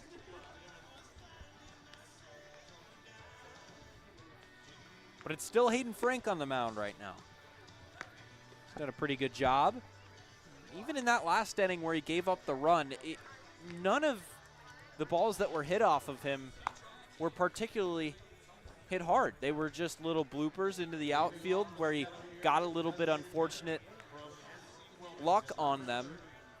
And Cotuit, who that's their MO. Yeah. They produce and manufacture runs any way they can. They run a lot on the base paths, and they did a great job of taking advantage, taking what they're given.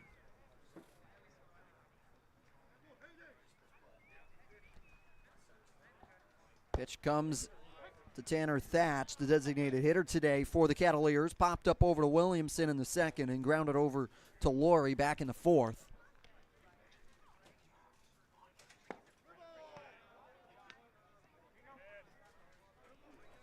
Pitch missing, and we talked about coming into this one. The Harbor Hawks had a copious amount of pitchers able and available to them out of the bullpen. Well, one popped up right side of the infield. Dropping back will be Amick, and Williamson will call him off to make the grab. Great communication from Billy Amick and Ben Williamson to get the first out here of the sixth. And we talked about in the early stages of this year, communication between catchers and pitchers, between defenders, between base runners, really everyone is going to be a little bit shaky. And it's going to take time to kind of ease into it and really get that chemistry down for every team on the Cape. And there you saw a perfect example of these two guys that have begun to play together more and more. They communicated really well there. Pitch in for strike. As the fairy horn sounds. That is really loud. That travels well. Well, it's a loud horn. The 1-1 goes back into the netting, and the bay's like right there. So like, I'm saying it's really loud from our vantage point. Like,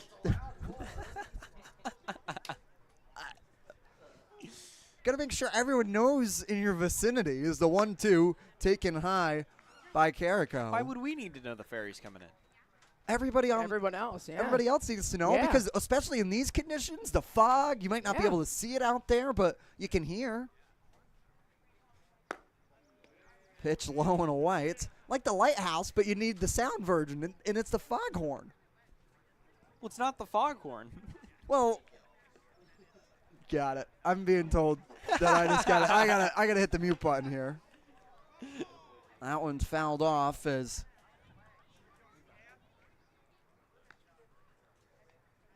a little bit of bullpen action for Cotuit. We talked about Kaler right now has gone 5 innings. That is the deepest I have seen a pitcher go so far this season between all the teams we've faced and just from looking around the league. A really deep showing as it's Cameron Hill starting to warm up, and an off-speed breaking ball is able to get Carrico down swinging. That was a perfect pitch, just running and diving out of the zone. But back to your point, we did see Jay Driver go 5 innings back on the 12th a couple of weeks ago against Chatham.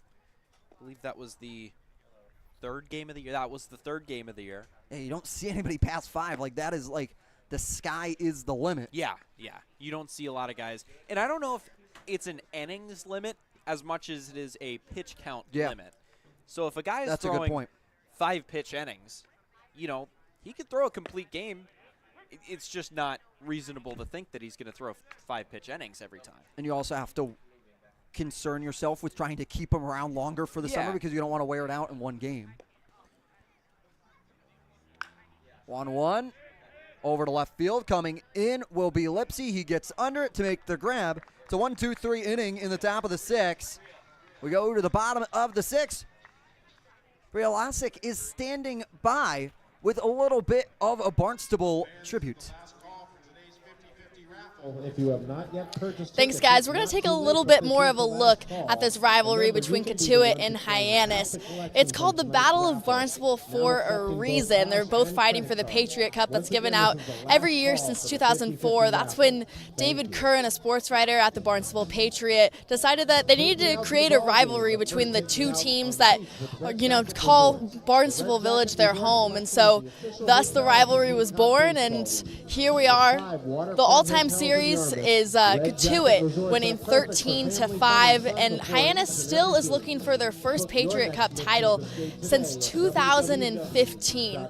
This game not only means their first win this season toward that goal, but also it would either put them above or below 500. Thanks, guys. Thank you, Bria. Standing by right there. Got to give Bria credit. She's out there patrolling our dugouts in this weather, a little bit of a misty weather, but really just goes to show you how much history there is between Cotuit and Hyannis. When we talk about Barnstable, the town, has 7 villages, and the 2 villages is Hyannis and Cotuit, one of the 7, making it you are the team of Barnstable if you're able to win the overall series. But you know where Barnstable is based. You know where Barnstable City Hall is. In Hyannis. It's in Hyannis. Whoa, wow, he's going big brain there. I'm just saying. I'm just going to say. No, it's a great rivalry. It speaks volumes on how historic this league is and how old it is and how far back it goes, that there's more history in this rivalry than almost any other in sports. It's unbelievable. You have to go all the way back beyond World War II to find the beginnings of it. Yeah, and you can't forget that Cameron Hill, the Georgia Tech junior from Fayetteville, Georgia, will come on out. This is a guy I was able to see last year for the Martha's Vineyard Sharks out of the NECBL. He's got a fastball that basically comes inside on every batter he will face. So far this year, Cotuit's been able to use him effectively. He hasn't allowed an earned run through 3 games. And conversely, Taden Frank, he's appeared in 3 of Cotuit's wins so far this year. All of his appearances, he walks out with a W. Yeah, he's been stellar this year. Now pumping a 93-mile-an-hour fastball off the plate. Here to Brad Keylori, it'll be 9-1-2 up for the Hawks. And we talked about this yesterday. Brad Keylori in the 9 spot again today as kind of that second leadoff hitter, a guy that can set the table for the top of the lineup, a guy with a lot of speed, a lot of on-base ability.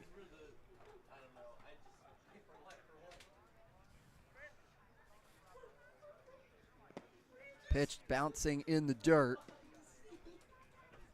for Brad Keylori. Already played his spring ball with the College of Central Florida, now transferring after his 2 JUCO years to Tennessee. He's going to go around there. Counts even at 2-2. The line is closed on Chris Kaler. He went 5 innings, allowed only 1 hit, no runs, and 5 strikeouts and no walks. He did hit a batter. Ari goes down swinging for the first down here in the bottom of the 6th. And when you have a guy set like Kaler setting the table the way he did today, he's in line for the win now, and then bringing up the rear, starting with Cam Hill. I mean, it's just we talk about how potent the offense is on the base paths too, but it's got to happen on both sides of the ball, and this is really how you set up a win in the form of pitching. Pitch low on Mike Sirota, the right fielder, who started the Cape Cod Baseball League off wearing number 17. Now resorted to number 5 here later in the season, making the number change. Pitch in for strike on Sirota.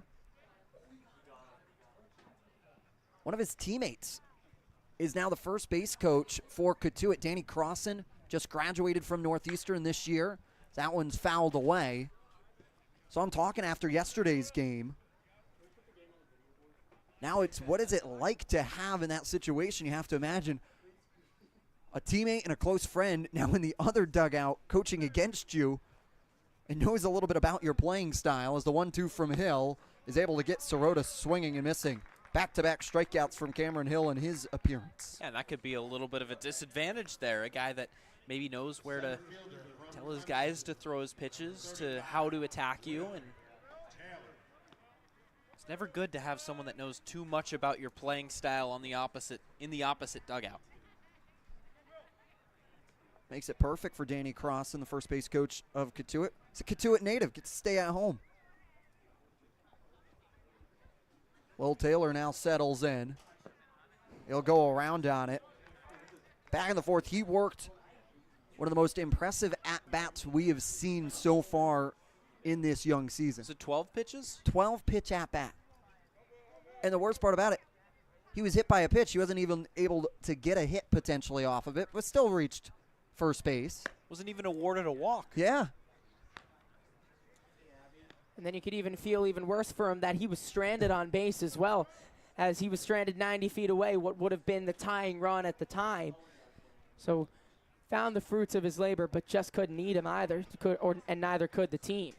Breaking ball's able to get Taylor around swinging 1-2. He's behind.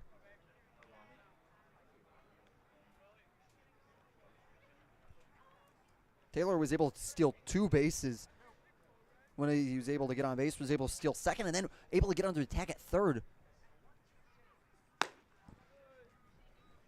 Just really, it speaks to how much speed Taylor has. It also speaks to the mindset of the team as well, as they know they aren't going to get many chances, so you have to be proactive once they get on base. Taylor was, and he gave his team a good chance. They just couldn't finish it off.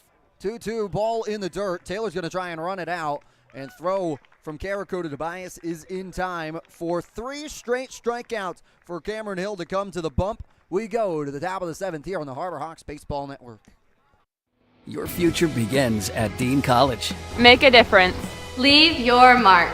Break the mold. Be a leader. Achieve unimagined heights. Believe in yourself. Make lifelong friends. This is your time. Your place. Your home. Your Dean. It all starts here at Dean College.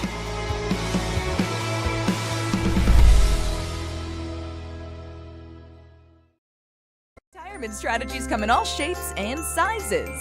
One strategy does not fit all when it comes to reaching your retirement goals. And considering all your options may be, well, more than you want to think about. So whether you're looking to retire or already living in retirement, you need a strategy tailor-made for you.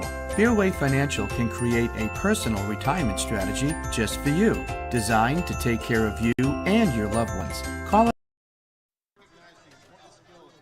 Welcome you back here at McKeon Park. That's Mike Maynard. Man's having himself a day out there today. This guy, if there is a camera, he will find it right now. If you haven't watched the parking lot previews Mike Maynard and the entire beat staff do, they are on our YouTube channel. They are a must-watch. Mickey Doolittle was a guest of them yesterday. They are informative, and these are guys that commit to covering this team. It's sometimes hard to take Mike very seriously in this situation, understanding how good of a job he does writing recaps and features all night long. This is Mike. I'm giving you a plug, man. You're not making it hard for me to get out of here not laughing. This is a guy. Oh, that guy. He is having the time of his life here today. Fans have stuck around here, though, at McKeon Park, minus the weather. Highly encourage you to go check out the parking lot previews. But yes, fans here at McKeon Park have stuck around for the weather. Despite the weather, it's about the same crowd as we had in the first inning. So the fans that did come out today have stuck around for this one, and it looks to be an airtight finish. And they'll stick around to see Cade Obermueller come out of the bullpen. Just 3 nights ago, we saw him go against Wareham. And he pitched 1.2 innings. Now comes in relief again here in the top of the 7th.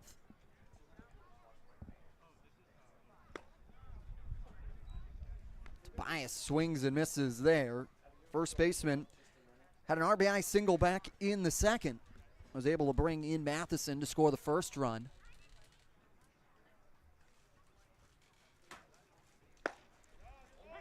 Pitch inside for strike.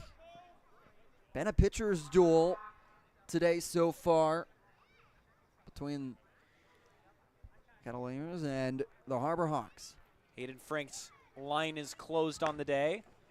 Pitch runs inside, gets Tobias swinging. High cheddar, high reward. 2 2/3 inning. 3 hits is there. You see it again. Wow. Great pitch if you can locate that fastball inside and high. It's so hard for a hitter to get the bat around. But as I was saying, Frank, 2 2/3 innings, 3 hits, 1 run. That was an earned run. And 2 strikeouts and no walks. Rodney Green Jr. settles in to look at a ball. He's the only other run that scored for Cotuit, scoring back in the 5th off the sacrifice fly of Bateman.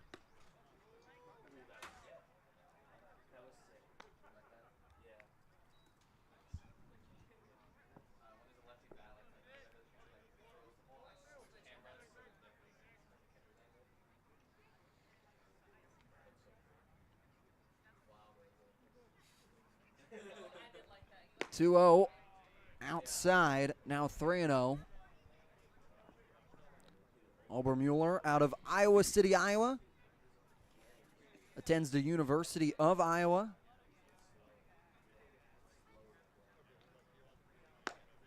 Pitch upstairs for a 4-pitch walk. Rodney Green's able to get on base. You almost feel like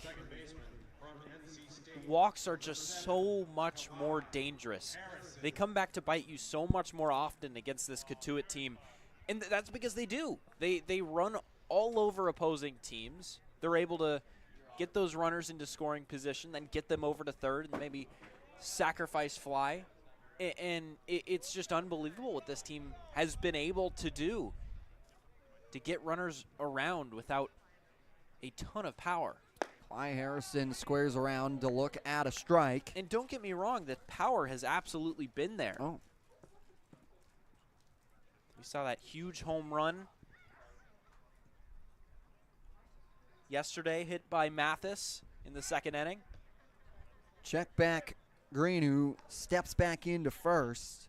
There's been 3 walks today.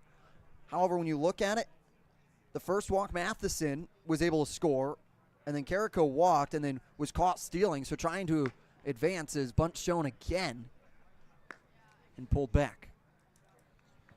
Yeah, and then that other walk, I can't quite find it, but it was Green who did reach on the single. He did steal in that inning. Good sling over from Obermueller. So it'll be good to have Obermueller, the lefty, with his lefty set. He'll be able to check on those runners a little bit easier, but Green a threat to steal. And able to keep an eye over there at first base. Bunt shown, runs inside again. Look at Rodney Green over at first base. He is dancing every time. As soon as he gets Obermueller to square. And he was the one earlier that stole third, but the batter's interference called him back to second. Fouled off back into the netting. And even there, you saw him take a bit of a shuffle before the pitcher even started his motion. And that's how he got such a great jump towards third on that play.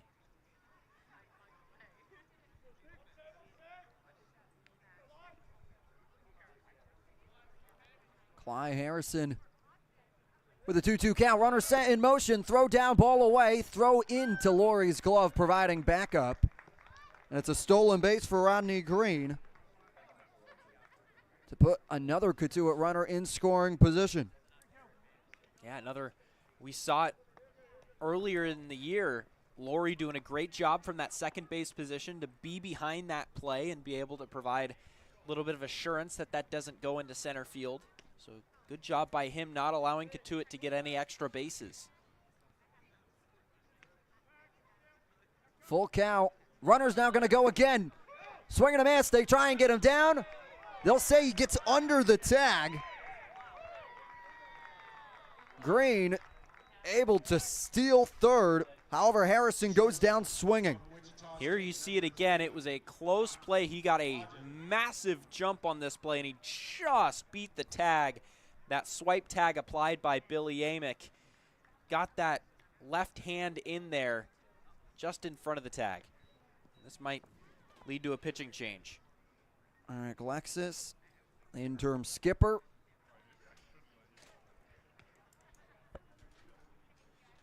Obermueller faced 3 hitters.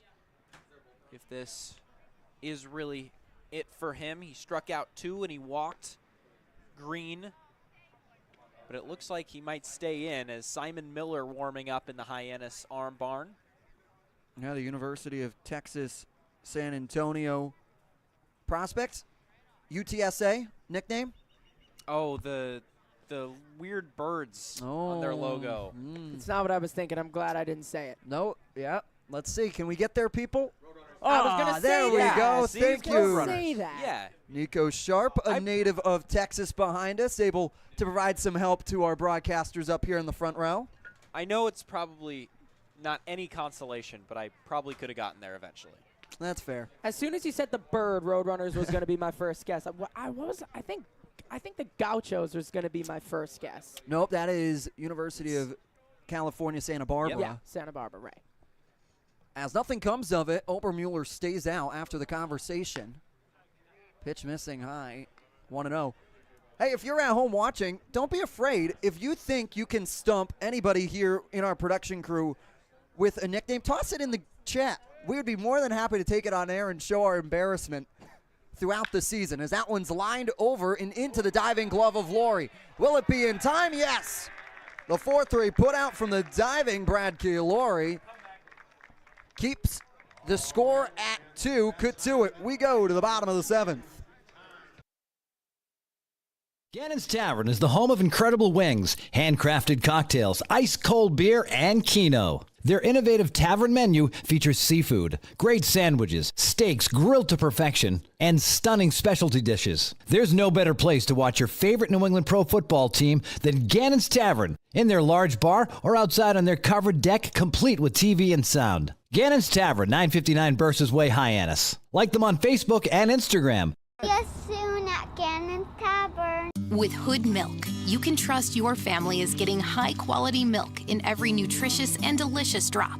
It begins here on farms that Hood selects, with farmers who uphold the highest standards and who pledge to never use artificial growth hormones. And you'll see that care continue right to your home with our Light Block bottle, which protects the fresh taste of your milk.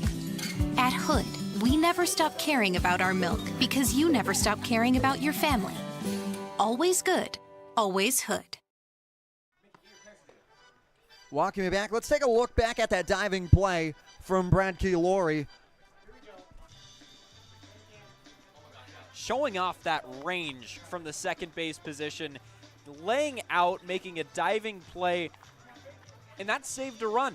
And the difference between a 2 and a 3-run lead, it sounds stupid, but in a game like this, is there are my parents. The parents are back out there. They're having themselves some fun at the chicken dance, but really, once again, Brad Laurie being able to do a great job there, as they are feeling it out there tonight. They're on the fan cam. They're on the jumbotron here. They're on the broadcast, as they are able to go. Ben Williamson now settles into the box here in the bottom half of the 7th. Thank you so much for sticking it out with us. If you're in New England a little bit, might be a little weird. Oh, there's Real Osick, Mike Maynard, doing it all today. Rain's starting to come down. A little bit of the depletion of the fans here as they want to try and seek cover, as Williamson grounds it over to Roden and fields and fires in time for the 6-3 putout. The reason we're laughing up here in the box is our producer, Josh Schreiber, put together a fabulous graphic. And I told him, Williamson, we would have time on Williamson's at-bat. And Williamson grounds it over and away. I'm so sorry, Josh. We will get there next time. As we continue on, Billy Amick, the third baseman, settles into the box. Josh Schreiber, a knower of tendencies in the sport of baseball. Pitch missing outside and away on Billy Amick, third baseman today. He struck out back in the fourth and flew out to right field in the second. Still looking for that first hit today.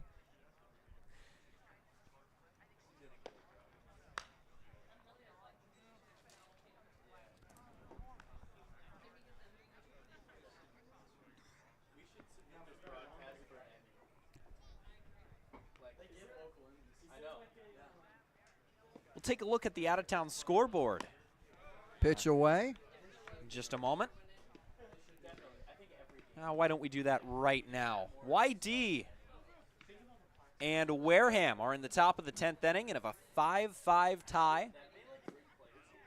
Swing and a miss there from Amick, evening the count at 2 apiece. Top of the 7th, where we will be tomorrow.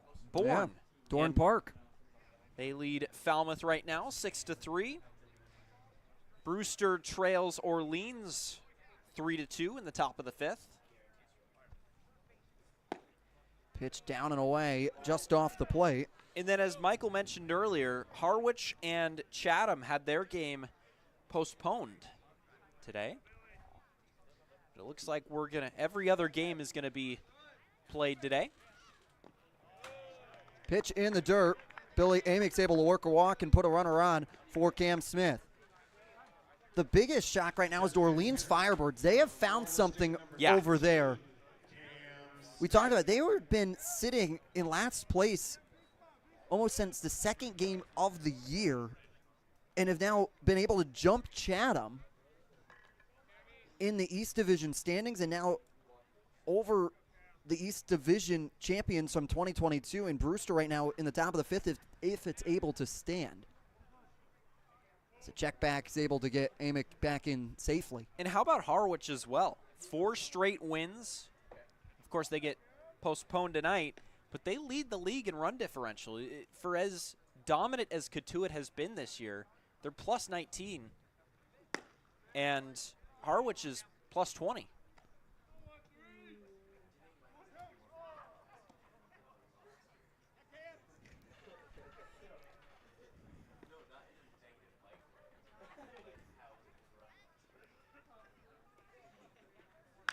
Smith's able to get a barrel on it. Tobias off to his glove side to make the grab in foul territory. 2 away. Yeah, that's the first runner for Hyannis since Will Taylor got hit by that pitch back in the 4th on that really nice 12 pitch at bat. So really, really important work from Amick to work it, but now it's up to the guys following him to send him around station to station. And this is certainly a hitter that you would like up in a 2-out situation as the tying run, representing the tying run. Gavin Cash, he can hit a ton. Check back. Amick, he'll get in safely. I've said it before, and I'll say it again. It is so hard to read when a left-handed pitcher is throwing over to first because it just looks the same. Cash out in front of it on the off speed. And there you saw, as he started his windup, he was looking over at first base. And that's what he does when he throws over anyway. So it's just so hard to, so easy to get caught in between of that. Able to force Cash off the plate there, going inside. 2 away with a runner on. Now you're starting to get to the situation here where the Harbor Hawks going to try and need to break into it.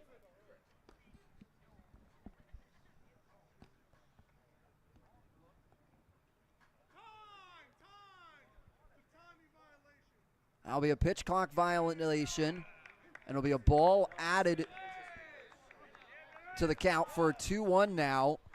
Second time we've seen that so far in a Hyannis game, back on the producers broadcast, we saw the first one of the Harbor Hawks season. That one fouled off into the netting. New addition to the Cape this year, the pitch clock has really sped up games.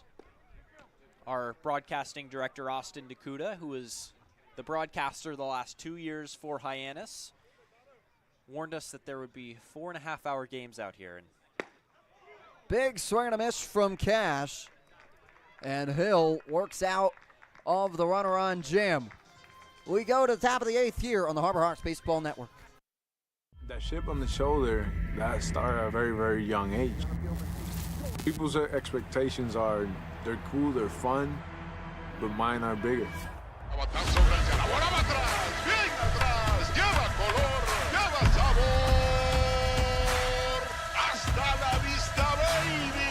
When you play in New York, they want to see winners.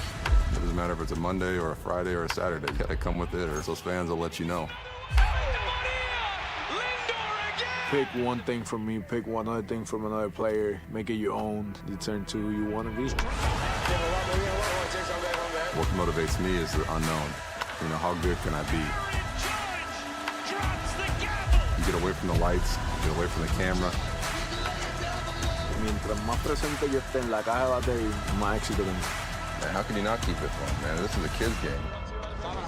If you could go back and tell 10-year-old Francisco one thing, what would it be? You're a bad mother. Well, welcome you back. New face on the bump for the Harbor Hawks. It's going to be Simon Miller out of the University of Texas, San Antonio. The Roadrunners, as we learned a little bit ago, a 0.0 ERA so far through one game appeared. He appeared back in that Wareham game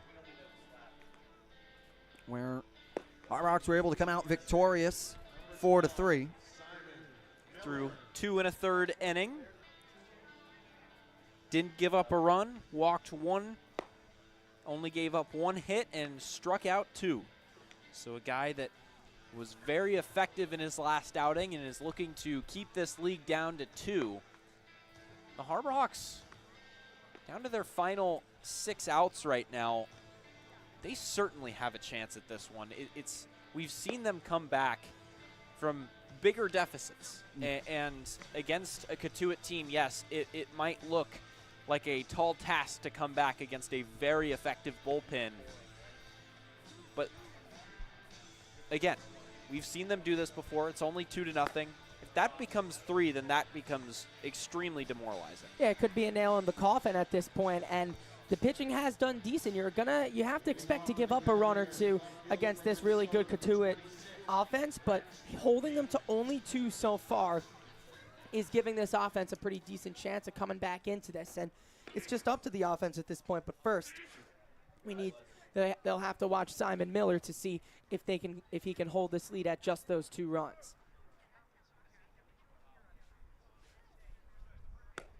Pitch upstairs and away from Brett Bateman. Came in leading the Cape Cod Baseball League in batting average with a .516. Has not been able to reach first base today.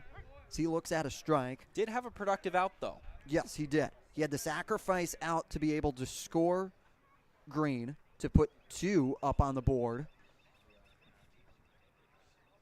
But other than that, he struck out back in the first and struck out back in the third. Both looking as he'll be able to get bat on ball contact. Lipsy's over there and he'll drop in front of him. Rounding first and into second, standing, will be Brett Bateman. He was looking for and found it right there to lead things off in the top of the 8th. Jacob jinxed it. Broadcaster jinx right there. I've just got everything going for me today on jinxing. Jacob's not having a good day. No. He's in terms of jinxing right now. Don't have me go buy a lotto ticket because that thing would come up the opposite of winning. Well, there's multiple. You could lose money on a lotto ticket. That one's popped up and over. Day is closed on Cabe Obermuller. He goes 1 inning. No hits, no runs, 1 walk, and 2 strikeouts. Very nice inning for him. Oh, a little Harbor Hawk in action, maybe trying to work a rally cry here at McKeon Park. Is that Ozzy's cousin right there? Bunt shown again. Now get a piece of Brody Donay, now 0-2. There's a crow's nest up on over one of the light stanchions here, so they're able to make the Harbor Hawk here, and that's where we get the name because of their appointment here as their house. It is huge. It's a big bird. Is it a crow? No, it's a true Harbor Hawk. Is that one's it's a hawk, okay. Pulled foul and directly behind us. You said a crow's nest. Well, like, I think it's up there pretty high. Okay, I feel like that's like a description you could give it. True. But yes, let the record show they are true Harbor Hawks here at McKeon Park. On the 0-2, foul back right to us. Netting protecting.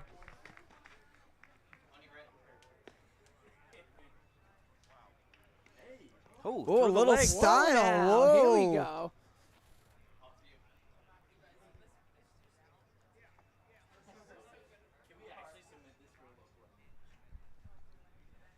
Two runs, 6 hits, no errors for Cotuit.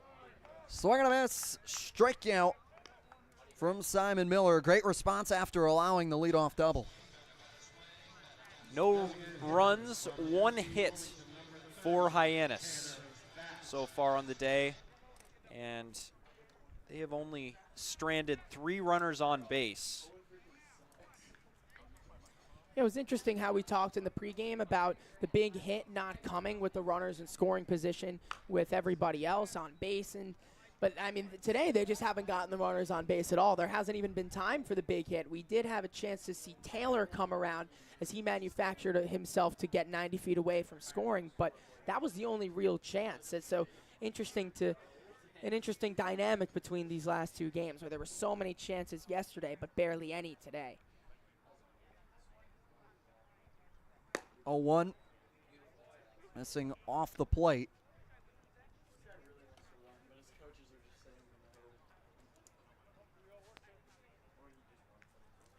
We talked about it in the open. We knew it was going to be a pitcher's duel coming in. Although we say that every night, it has worked out that way for the most part, especially when you look at the leading ERA of the Cotuit Kettleers in 2.56, and then the 4th placed ERA in 3.74 of the Hyannis Harbor Hawks. Both of these teams can pitch, and both of them rank up there in nearly every statistical category. 1-2, ball in the dirt. It'll have to be a 2-3 strikeout, which it is, and Bateman doesn't move all that much. At second, he stands firmly there. Yeah, really good pitch down low in the dirt. That's a put-away pitch right there for the second out. Now Michael Carrico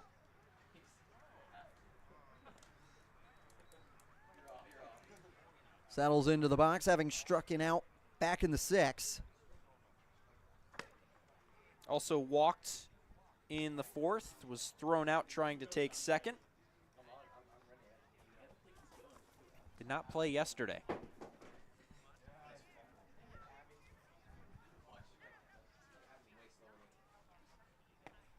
Pitch comes in for a ball.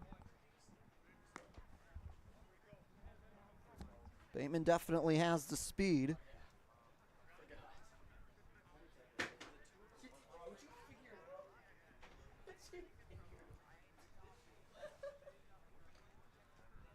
Big spot here, 1-0.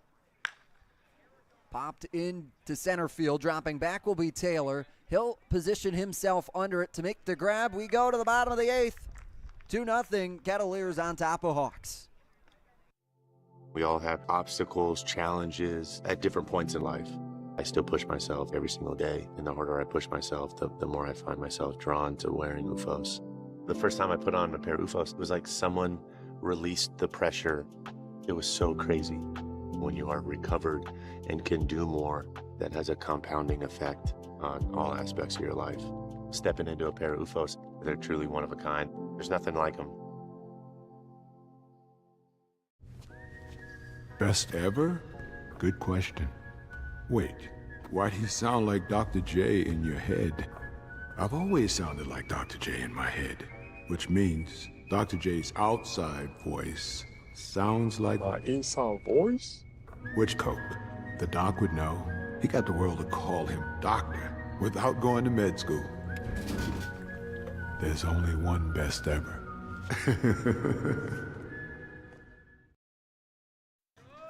We go to the bottom of the 8th between Cotuit and Hyannis.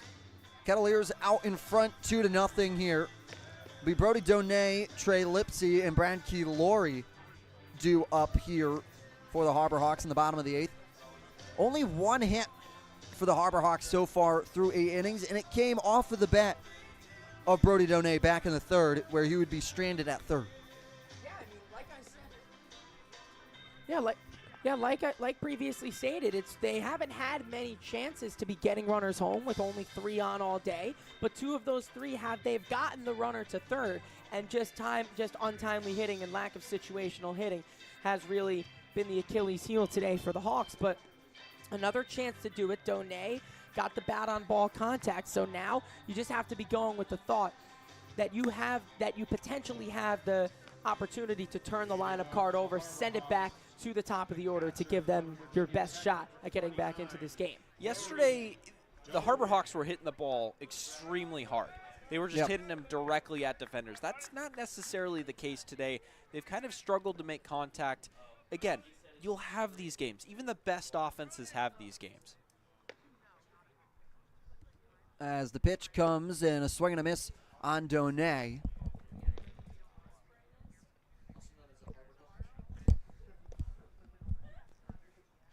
Through my earpiece, I have been told that it is an osprey nest, not necessarily a harbor hawk, like I was told by our production team here.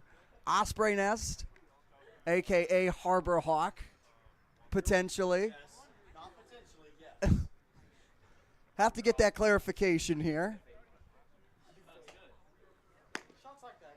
1-1 away. It's rare our producers come in through our ears, but yeah, when they do, they needed to clarify that. Yeah, they needed to make sure. We have to give the right species credit. That one's popped up to right field. Moving to his right side is Matheson to make the grab. The left fielder from Ohio State, number 2, Trey. So here's Trey Lipsy. 0 for 2 so far on the day.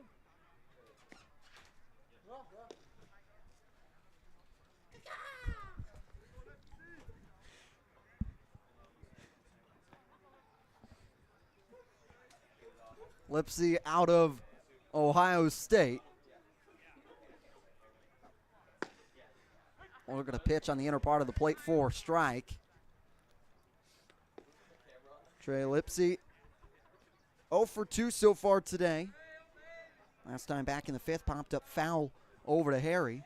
As that one will clip him. Add another to the counter. 18 now on the year, still leading the way in the Cape Cod Baseball League. Going to shake that one off, but he looks okay. That'll bring up Brad Keylori. And if Laurie can get on, then you're starting to think, okay, bit of speed on the bases with Laurie and Lipsy, and then the middle of the lineup is due up. As Brad Keylori, however, Lipsy is still shaken up here a little bit, as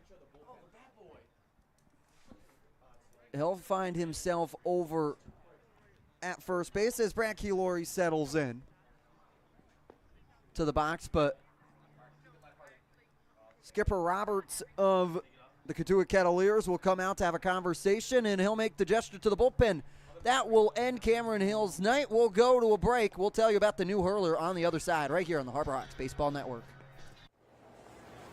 Diet Coke? Who are you, my mom? You should be so lucky, because you know what moms do? Well, I suppose we should start with the whole giving you life thing. It seems like that should be enough. No? Okay. What about her ability to send shockwaves through the neighborhood without saying a word?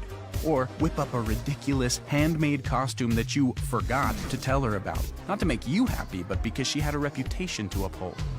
She invented rideshare, called it carpool, and did it for free. She didn't need those dating apps either. You copied her jeans, her spin, her shoes, her scrunchie, and whether you realize it or not, her music. Why not? Oh, and she can win any argument in 4 words. Because I said so. Everything you're trying to do, she's already done it, did it better, and she did it with a Diet Coke in her hand. So, drink what your mama gave you. Pitching change for the Kettleers. It will bring in a Clemson Tiger in Robert Hughes, a Rock Hill, South Carolina native. Has 1 appearance so far on the summer when 1.1 innings pitched against Chatham on the 18th. That resulted in a win. Only faced 4 batters, though. Comes in at a big spot, Michael. Yeah, he was a decent pitcher, too, for Clemson this season. In 12 games, 3 of which started. Pitched to the tune of a 1.56 ERA in only 17 1/3 innings. 21 strikeouts to only 3 walks on the season. Also picked up 2 saves. So now you think it's time, as the heavier hitters will be coming up after Laurie. The lineup card will turn over. You go to one of your lockdown guys. Once again, really nice work, for managerial work, pushing the buttons from Cotuit. Also saw a quick meeting as Lipsy out in the middle of the field there, right behind the new pitcher, Hughes. Only 1 away here in the bottom of the 8th. And like I said going into the break, if you can get Laurie on here, then you have Laurie and Lipsy on. 2 guys that can run really, really well. And then you have the middle of the lineup duo. You have Sirota, who's come through with that huge RBI walk-off a couple of nights ago. Then you have Taylor and Williamson, the middle of the order due up. And even if you just get 1 in, that brings up the middle of the order for the 9th inning. And the big boys can come in and try and tie up the game. Yeah, you wanted to get to that 3, 4, 5, the heart of that order, as quick as you can. You'd prefer to do it in the 8th here if you could just get those few more hitters and few more runners on. It's 2-0. You're within striking distance. You just really need 1 to try and really put yourself in a solid position here, as they'll check back Lipsy over to first after pitching change. Maybe Eric Alexis, the third base coach and interim manager, would maybe try and crack something up there and be in motion. I don't know how aggressive Hyannis is going to be with Lipsy at first right now. He's not the tying run. Swing and a miss by Laurie. And especially because he's only the 4th base runner of the game, you don't want to waste him in a situation where you don't have to.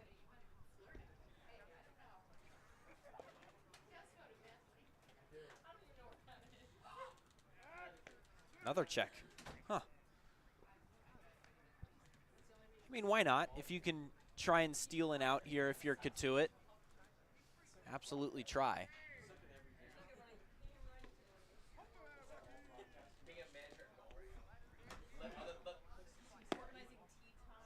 Pitch misses off the plate on Laurie. Even in the count, Uno's wild. 1 ball, 1 strike, 1 out.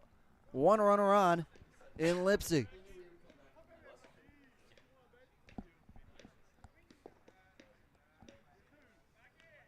Runner goes as Roden will charge in on it. Laurie beating it down the line. It gets away.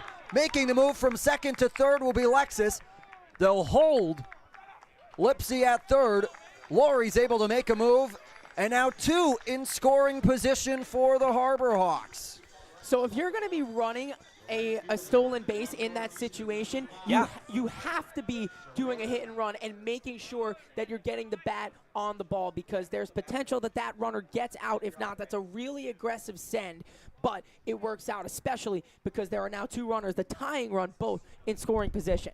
All right, what do we got? E6 all the way? It'll be tough. I would say E6 because but the throw was really close as Yeah. Lori was busting it down the line, so we'll check. But it could go either way. I would say an E6 though, but not going to mark it just yet. Robert Hughes trying to work out of the jam against Mike Sirota. He'll look at a pitch. Mike Sirota, last time he was here at Hyannis in McKeon Park, he was able to work a walk-off late in the game.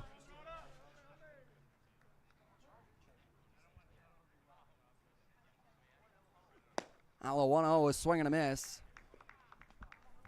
So now situational hitting here, it's obvious and it goes without saying, but it's major time to lock in with the situational hitting because you have the tying run on second base and you've got the chance to tie this game up. Still only one away here.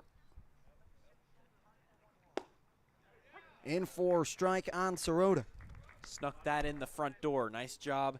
That one looked like it was going behind Sirota, then just dove back into the zone.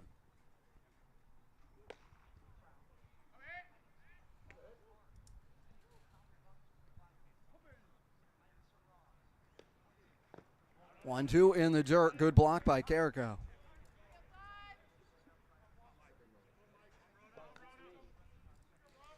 Here you get to see Sirota try and battle in this count. Stay with him a little bit. We've seen him take good at-bats so far in his time with Hyannis. Trying to continue that trend here. Tying run at second.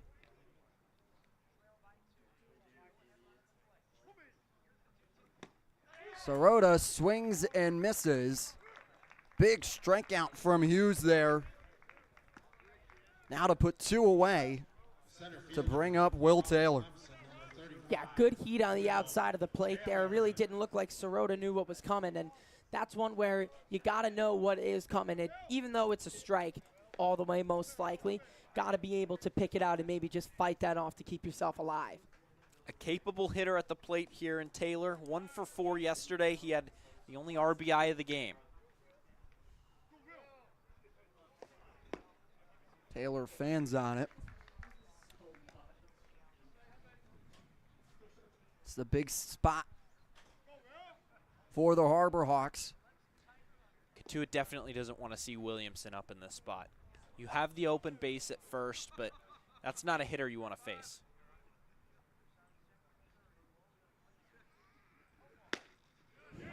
Pitch in for strike, finding the outer part of the plaque. Yeah, a perfect fastball at 94 right there, outer third of the plate. All day long they've been going to that outer part of the plate. Yeah. It doesn't look like Hyannis hitters want anything to do with it. It keeps getting called out there. Big 0-2 here to Taylor.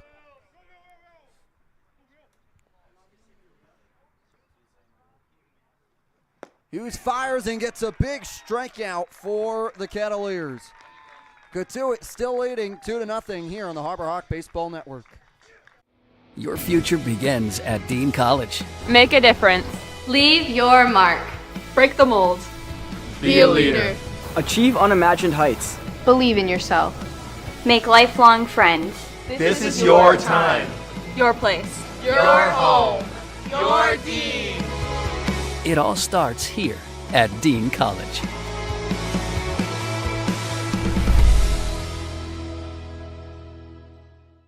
Retirement strategies come in all shapes and sizes.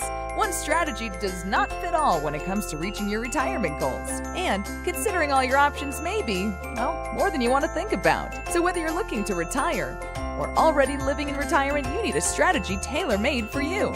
Fairway Financial can create a personal retirement strategy just for you, designed to take care of you and your loved ones. Call it. Welcome back. New arm for the Harbor Hawks is going to be Matthew Maloney out of New Mexico State. Take a look at his college numbers there. Yeah, good year for New Mexico State despite the record. He had an ERA hovering around 5, but again, we look at that strikeout to walk ratio. He's able to paint the black with 42 strikeouts compared to only 21 walks. And he was part of that 8-man platoon as well.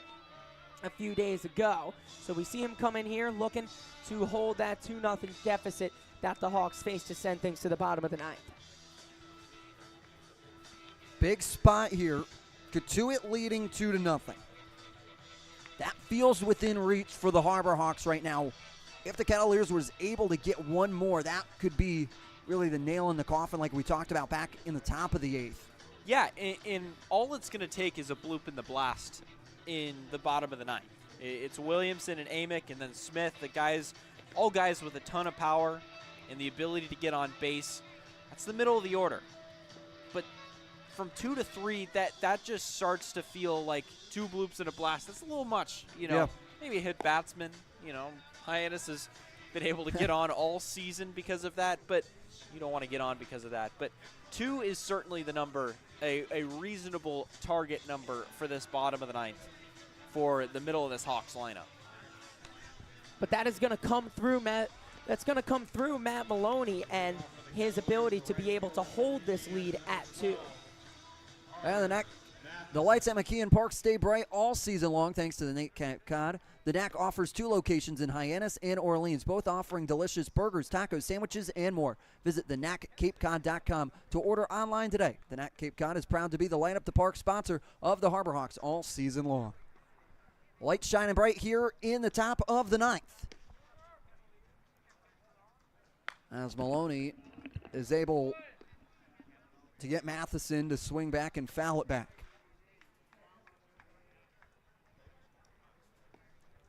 So far in the day, Matheson 0 for 2 with a walk. Later came around to score the game's first run in the second inning. 0-1 in the dirt. Getting a little piece of Brody Donay.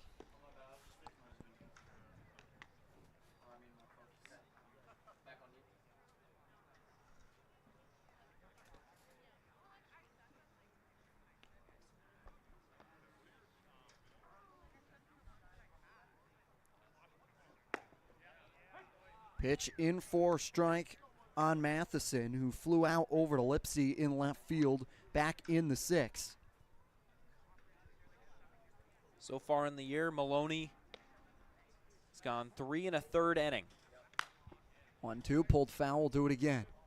Only given up 1 run on 2 hits. So a good season for him so far as you see action in the Hawks bullpen. And the nightmare, Michael Rodriguez, starting to warm up a little bit in an if necessary spot.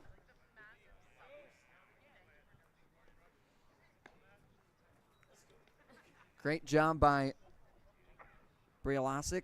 Find that nickname out. Asked him about it on that during the pregame show before yesterday's game.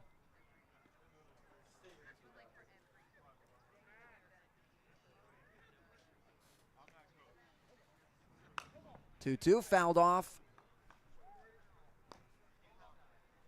We'll do it again. Another quality AB strung together by a batter in this one today. This time it's Carter Matheson, the right fielder.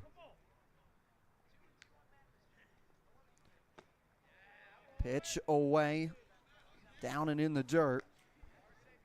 These guys battle. Yeah, it's also something that we failed to mention, really, in all of this, of what Cotuit does really well. They work these at-bats, and they really make these pitchers earn their outs, and they really make them work for their stripes in these 2 games that we've seen so far. That was the 9th pitch, now the 10th pitch of the at-bat coming. Yeah, we see it there.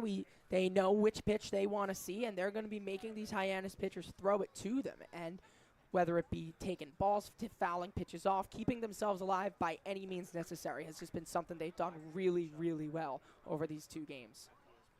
Payoff pitch, down and in the dirt. Matheson's able to work a walk to get on to lead things off here in the top of the 9th. That is such a great at-bat from Matheson. Laid off some really tough pitches. He was behind in the count. He came all the way back to draw a walk, and his dugout's happy with him. Now, I have a pinch hitter here for Cotuit.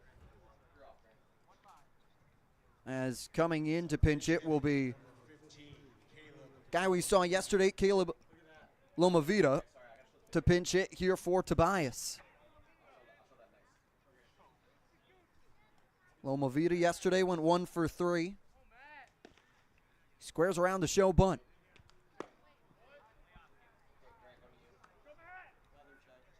Still raining here at McKeon Park in Hyannis in the Middle Cape. Thank you so much for joining us on your Thursday evening. That one, a beautiful bunt. However, it will dribble foul. In that shot of the lights, it kind of looks like it's really, really windy and it's raining really hard. It's just mist. It isn't quite that windy. It's just those light raindrops that you see come down, and it doesn't, you don't really realize how much it's coating your clothes. Yeah. They'll check back the runner. He'll get in there safely.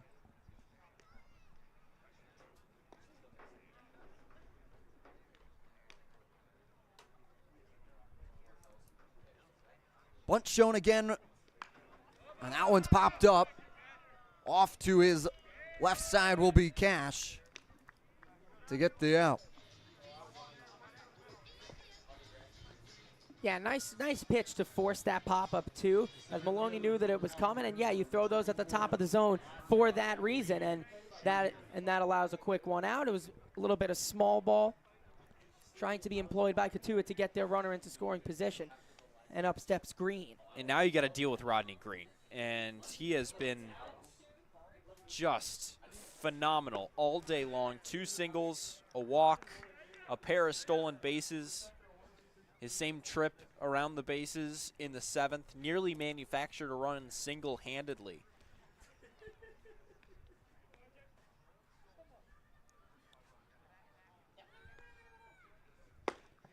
Pitch in for strike on Green. Maloney ahead 0-2 in the count to Green.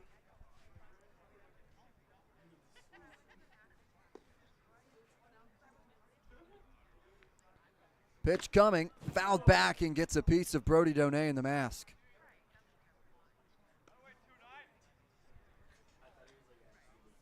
That's why you carry multiple catchers. You have guys like this. Brody Donay has been taking it everywhere tonight. He's been getting a few off the mask. He's gotten a few down off of his feet as well from foul balls, and it's been all night long that Donay has just gotten a piece of these slight foul balls, and that's what's really gonna, and that'll bang you up for a few days.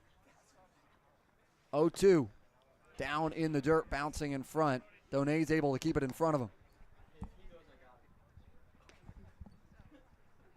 Wouldn't be shocked here if you see Matheson try and manufacture something with one away to open up first base a little bit and make sure they're in scoring position. Why would we ever be shocked to see a Cotuit runner in motion? 1-2. They'll ask for the appeal. They say he did not. And Mickey Garcia, the third base umpire. Now playing at second base.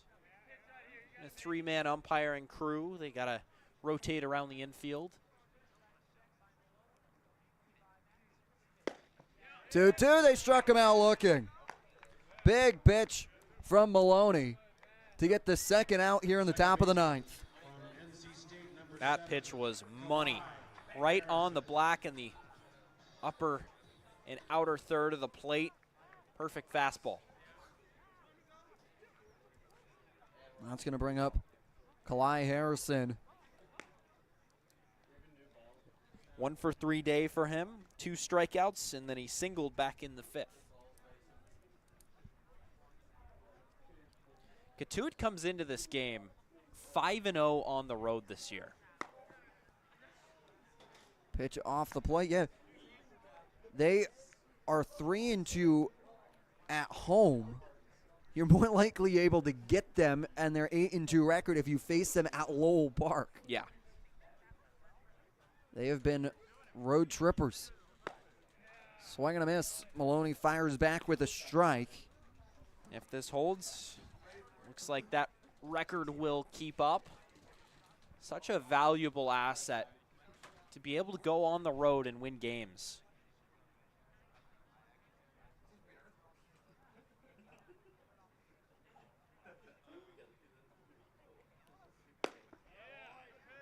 One, just missing the plate. Advancing the count to 2-1. Take another look at it. Just off. I don't know about that one. Runner set in motion. Throw down from Donay is high and will escape away. Taylor will be able to be there to back it up. But now advancing to third is Matheson, putting a runner 90 feet from home and potentially getting Cotuit another one here. Yeah, let's take another look as Donay has had a high throw all day long, perhaps maybe because of the slippery baseball coming out of his hand, but this is that third run that we were talking about that you don't want to see score if you're Hyannis is now 90 feet away. So this is a big pitch coming here from Maloney.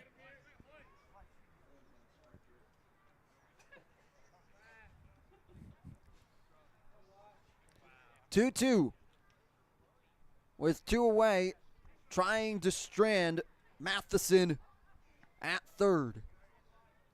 Infield straight up, outfield straight up as well. That one's lined and through the gap between Amick and Williamson. Matheson's able to score. Harrison's able to do his job and get an RBI single to make it 3-0 Cotuit. Yeah, credit to Cotuit as well. They know how important that run is in such a tight game where you're going to want to see the comeback. As we take another look. Just really nice situational hitting, knowing that just a punch through is going to get the job done.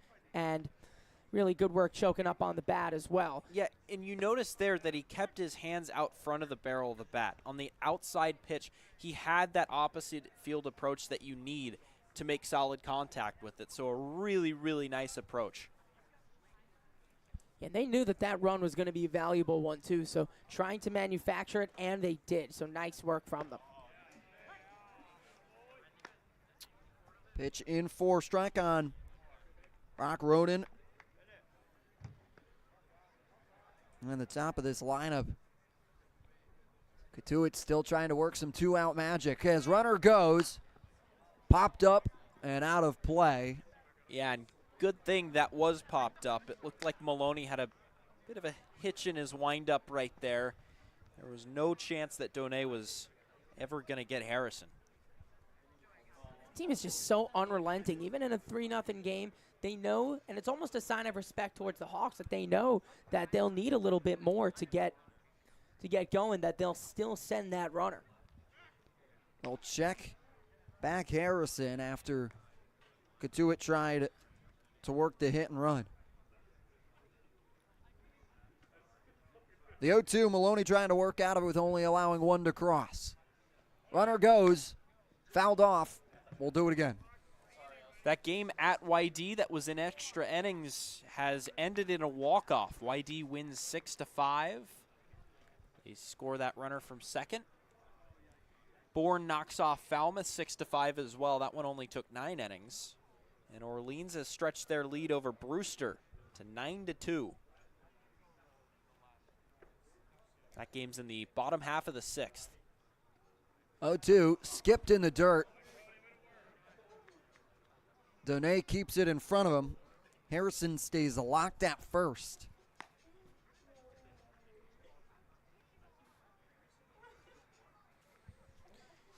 Hyannis might be meeting Bourne tomorrow at the wrong time. Bourne has gotten a couple of wins in their last couple of games. Runner set in motion, foul back. Let's do it all over again. Of course, Bourne took the first meeting between the Harbor Hawks and the Braves here at McKeon Park a couple of days ago.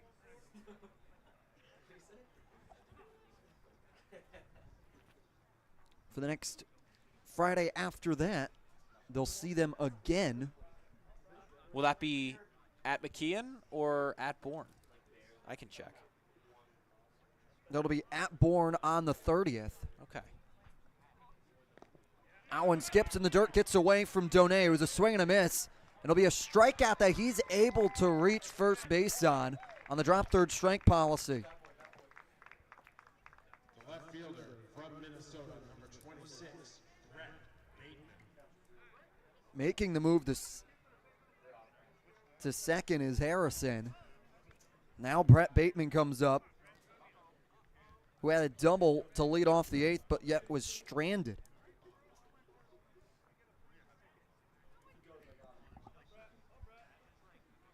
It'll be at Bourne tomorrow, and then at Orleans on Saturday, before finally being back here at McKeon Park for the Sunday game against Wareham.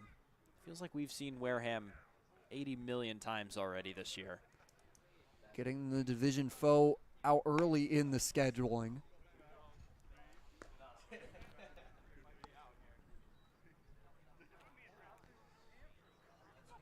A lot of home games early in the schedule for Hyannis. It'll be the second half in the next couple of weeks will be road heavy. That one's chopped off over to Williamson. He'll fire to first, and he'll get away from Cash. Able to score will be Harrison. That one will go out of play. They'll be able to advance another base. Bateman is. And now 4-0 Cotuit. Yeah, it just seems to be unraveling a little bit here in the top of the 9th, as now it just seems to get further and further away from the Hawks. Now that will bring up Jay Harry, the third baseman, struck out back in the 8th. Pulled foul by Kettleers' bullpen. So what's that going to be ruled? On Bateman, it will be an error by the shortstop and then advancing cleanly. That one gets away from Donay. Run is going to come home. They're going to toss it. It gets away. It's another one here in the 9th, and another one will score for Cotuit. Miscues taken advantage by the Kettleers, are able to break this one wide open here in the top of the 9th. Yeah, that's just one of those plays. If you're Brody Donay, you may have to eat it, because that flip going behind Matt Maloney allows for the other run to come around. Now a 1-1 count here to Harry still in his at-bat. Pitch upstairs. Now 2-1.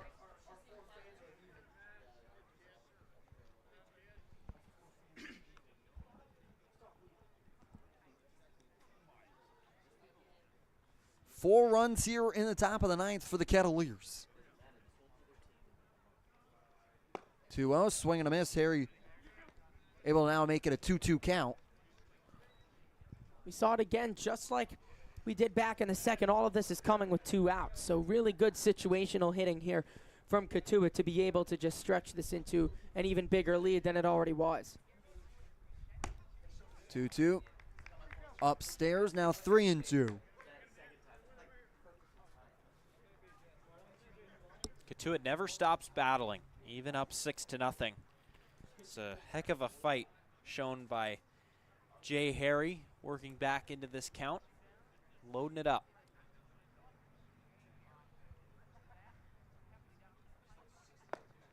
And Maloney's able to get Harry down swinging, but Cotuit answers for 4 in the top of the 9th. They lead by 6.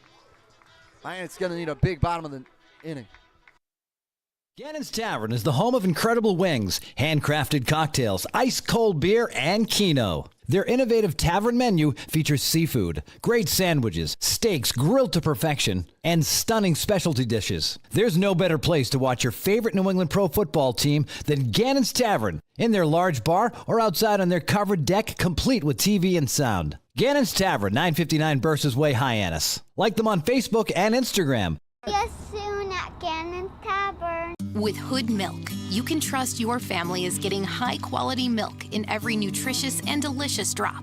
It begins here on farms that Hood selects, with farmers who uphold the highest standards and who pledge to never use artificial growth hormones. And you'll see that care continue right to your home with our Light Block bottle, which protects the fresh taste of your milk. At Hood, we never stop caring about our milk because you never stop caring about your family. Always good, always Hood. Welcome you back here to McKeon Park, a defensive change. After Loma Vida came in to pinch hit for Tobias, Mathis will now be over at first base. And after allowing 4 to plate in the top of the ninth, Hyannis is going to need a big bottom half of the inning to try it and push this one to the extra inning. Especially after only having 1 hit up until this point. They've had their base runners. They've gotten on through walks, hit by pitches, and error. But they've only really, to show for it, only have 1 hit. So they're going to need something massive here in the bottom of the ninth. It'll be Williamson, Amick, and Smith due up. If you want to try and start something, that's the part of the lineup that you want to have up. It's going to take more than just those 3 batters here in this one to try and come back. It's going to be a whole team effort is what it's going to be. And to be able to start it with these 2 guys, and Williamson and Amick, 2 of the best hitters on this roster, you think you have even just the off slight bit of a chance. If you really want to start something, you got to look to Ben Williamson, who will lead it off. We've talked about the reigning Week 1 Player of the Week. Take a look at the expected batting average. Ben Williamson batting .411 right there on that 3rd line, if you can see it, from the Cape Cod Baseball League analytics team. And great job there on that expected batting average. That essentially means that he's hitting the ball extremely hard. It takes into account the type of contact you're making, your exit velocity, your launch angle, and it's basically projecting on any given swing how big of a chance does that ball have of getting down for a hit. So essentially it's measuring quality of contact. In there for strike, and Williamson has made quality contact on at least 12 of his 27 at-bats. Batting .444, came in 3rd into today's game in the Cape Cod Baseball League batting average. Ooh. That one will it hit somebody. Clip him. It looks like, as they'll keep him in the, as yeah, it will finally be able to. That definitely hit him, and he's going to walk down to first. Take another look at it here. As now Mickey Garcia will also come down to have a conversation with home plate umpire Matthew Kane, because he did go around a little bit, but I'm not sure I understand the confusion here, because it definitely hit him. Eric Snow will come out to pinch hit, or pinch run, excuse me, for Ben Williamson. A little more speed on the bases here. Now they'll bring up Billy Amick.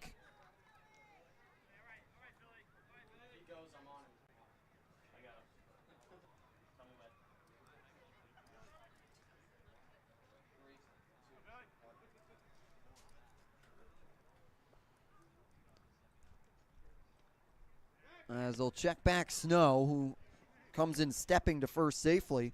Amick back in the 7th was able to work a walk, but was left stranded at first. Still so far today, now into the bottom of the 9th. Hyannis has only put up 1 hit, and that's Brody Donaze back in the 3rd. Felt like we were moving through this game pretty quick in the earlier stages. And now it's just felt like it has slowed to a snail's pace in the last 2 or 3 innings. 1-0 is slammed and dropped down in front of Bateman, and now it's 2 aboard, still nobody out. Bringing up Cam Smith. Nice piece of hitting. Just stayed back. As here you see it again.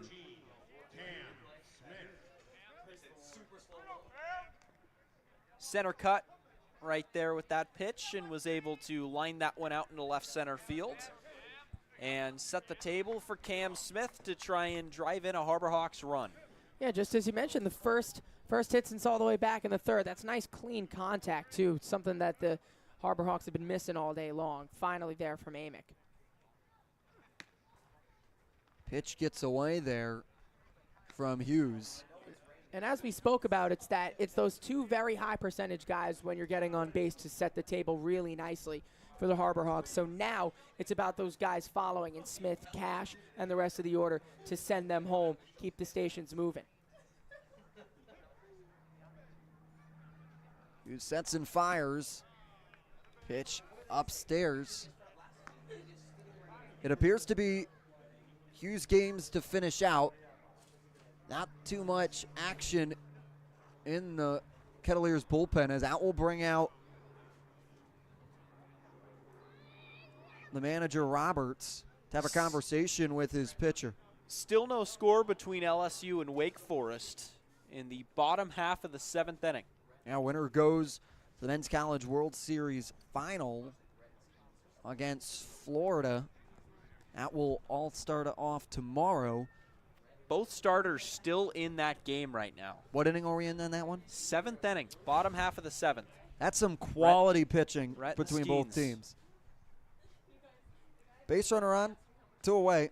2-0 count here is a little bit of a break as they'll break up the mound meeting.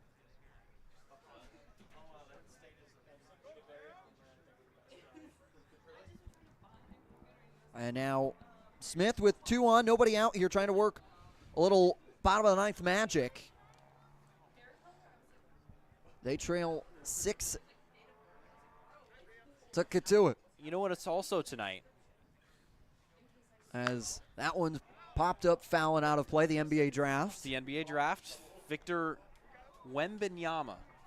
Did I get that? Yeah. All right. Look at that. The Frenchman. Went number 1 overall, Yeah. one of the better prospects we've seen come through the NBA draft. Many people have called him the chosen one. So did they with Ben Simmons.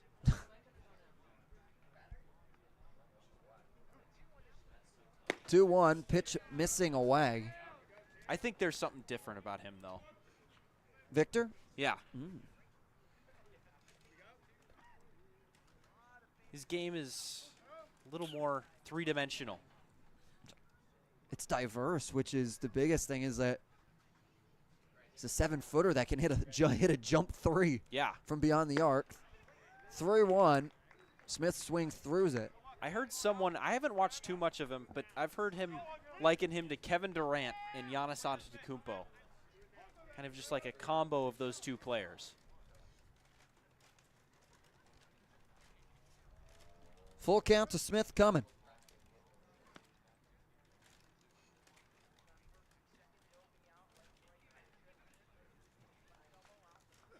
Smith lines one right back up the middle and gets away from Harrison. They'll score easily is Snow as the throw will come into third, but in there safely standing on the bag is Amick.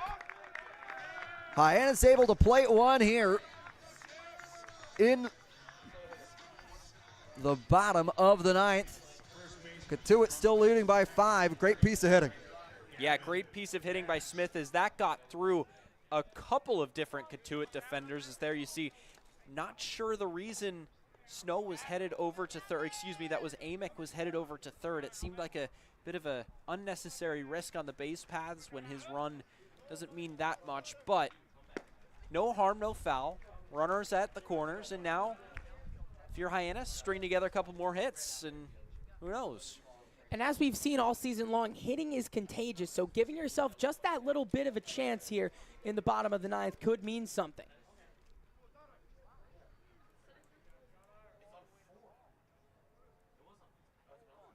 Oh, 1 popped up.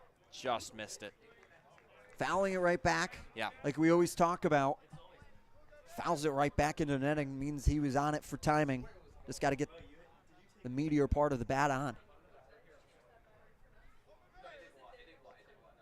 0-2 to Cash.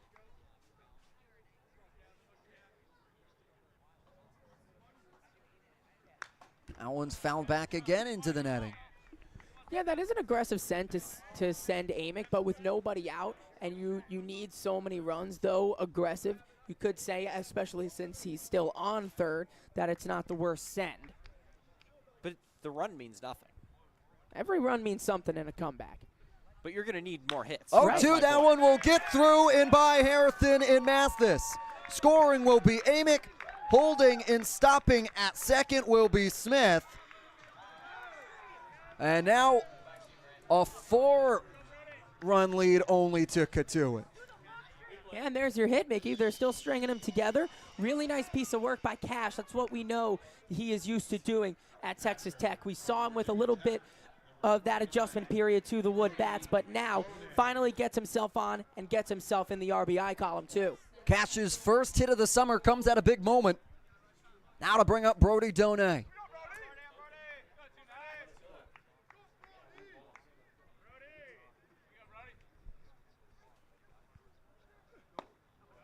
Pitch missing away.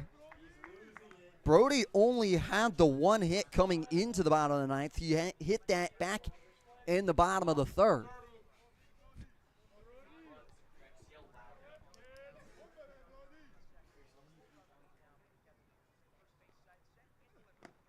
Ball in the dirt.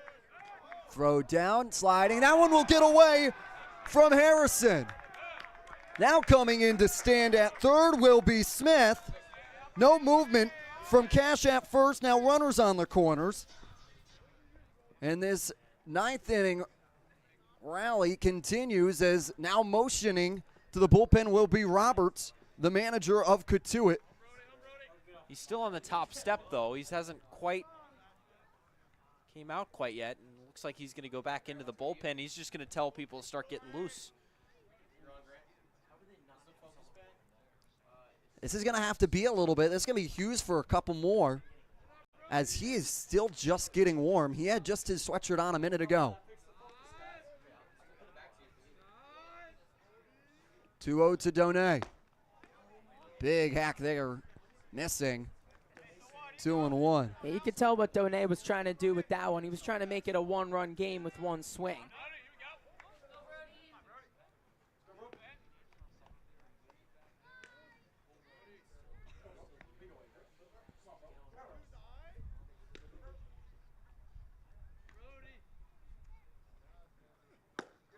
Wow. Pitch away. You can't walk Brody Donay here. If you'd much rather give him something to hit than bring the tying run to the plate. Make him beat you.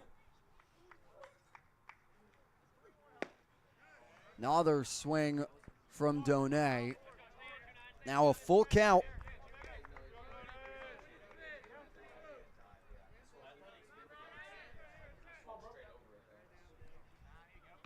Virginia Tech Hokie stands in with a full count.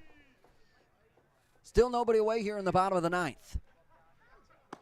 He'll watch it. Wow. Bases loaded. It's a walk from Brody Donay.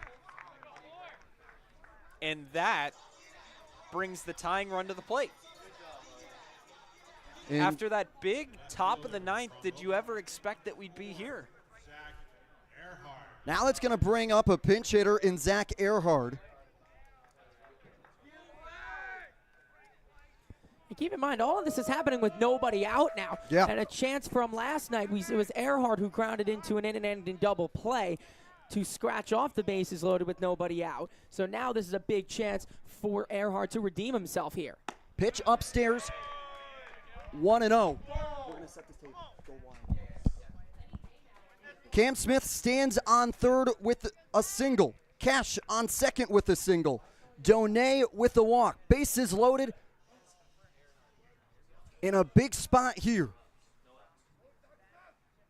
Nobody out. Hughes still out. A 1-0 delivery. Upstairs above the lettering on Earhart. And they're going to make another mid-at-bat pitching change for the second straight day. And that will do Hughes' night. We'll take a quick break. Hyannis trying to work. Bottom of the ninth heroics here on the Harbor Hawks Baseball Network. Gannon's Tavern is the home of incredible wings, handcrafted cocktails, ice-cold beer, and Keno. Their innovative tavern menu features seafood, great sandwiches, steaks grilled to perfection, and stunning specialty dishes. There's no better place to watch your favorite New England pro football team than Gannon's Tavern, in their large bar or outside on their covered deck, complete with TV and sound. Gannon's Tavern, 959 Burses Way, Hyannis. Like them on Facebook and Instagram. See you soon at Gannon Tavern. With Hood Milk, you can trust your family is getting high-quality milk in every nutritious and delicious drop. It begins here on farms that Hood selects, with farmers who uphold the highest standards and who pledge to never use artificial growth hormones. And you'll see that care continue right to your home with our Light Block bottle, which protects the fresh taste of your milk. At Hood, we never stop caring about our milk because you never stop caring about your family. Always good, always Hood. It'll be a new pitcher for the Cotuit Kettleers. Coming out of the bullpen will be Reese Wissinger. And now comes in. From Southeastern. He's a NAIA first team All-American, All-World Series team. This is a guy that comes in and he's facing a save situation right now, guys. 6-2 game, tying run at the plate with Zach Earhart. Hyannis has loaded the bases, and he's going to have to be thrown into a 2-0 count, as there we see, once again, Mike Maynard is fired up. For the fans that stuck around, they're going to get a good one down the stretch here. Let's set the table. Cotuit was able to score one in the second. They would then score another in the fifth. In the top of the ninth, they would score 4. Now here, after having only one hit coming into the bottom of the ninth, Hyannis has responded for 2 runs and now has bases loaded to bring in a new pitcher in Reese Wissinger. And now he'll face Zach Earhart in the mid-pitch. 2-0 the count.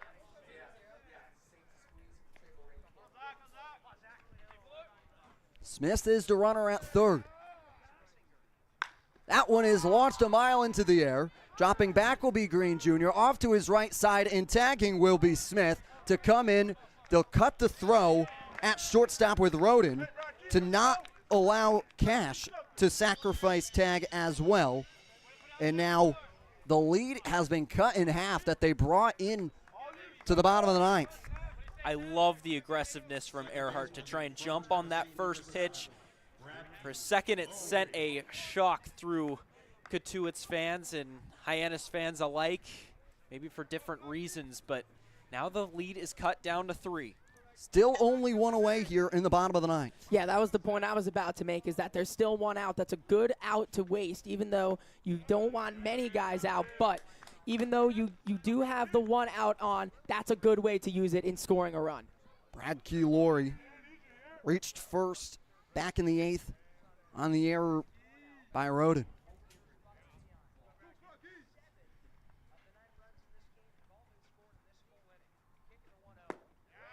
Pitch missing low.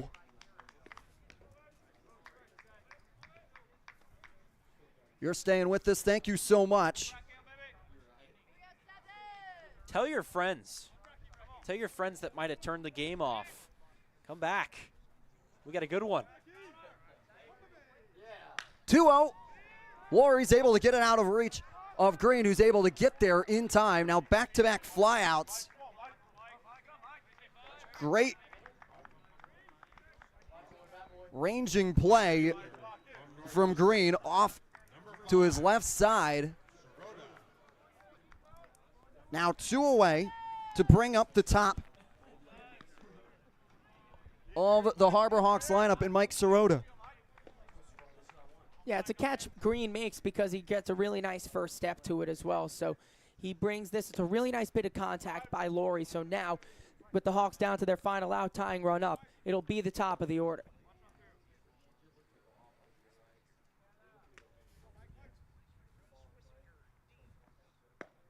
Breaking ball above the lettering.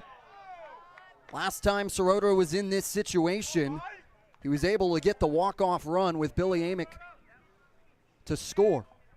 He's in it again with the tying run at the plate. 1-0, in for strike just above the knees. Good pitch, inner third of the plate. Nothing you can do about that if you're Sirota. Way to let it go by and wait for a pitch that you can drive.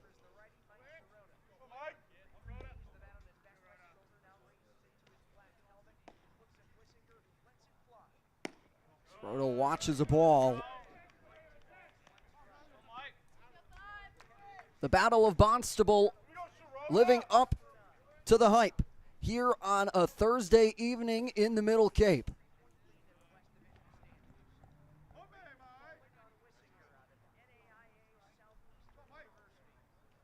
Lessinger misses off the plate, 3-1. And now major count leverage if you're Mike Sirota. You can't put the tying run on base here. So got to come in, make a quality pitch.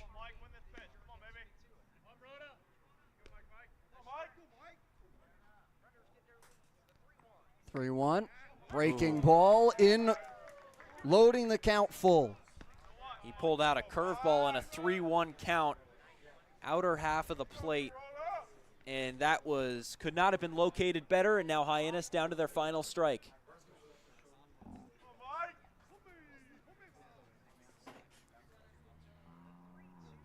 Payoff pitch coming, runners in motion, ball misses low, we load the bases full. It'll now bring up the 9th batter of this bottom of the 9th in Will Taylor with a bases loaded situation. And for Will Taylor, an opportunity to make his presence felt here in Hyannis for a very, very long time. 3 runs in the inning, 6-3 game. Taylor representing now the winning run. Mathis, the first baseman, guarding that first base line. 0-0 pitch, in for a strike on Taylor, the Clemson Tiger. Outfield straight up.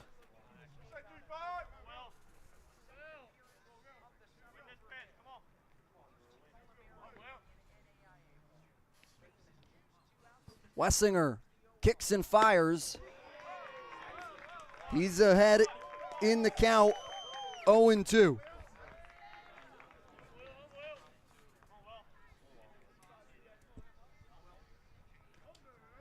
Perfect pitch up and away with a fastball at 91. Now you have pretty much any pitch open to you if you're Wessinger. Pitch below the knees. Good take by Will Taylor, the center fielder today. That was a mega take.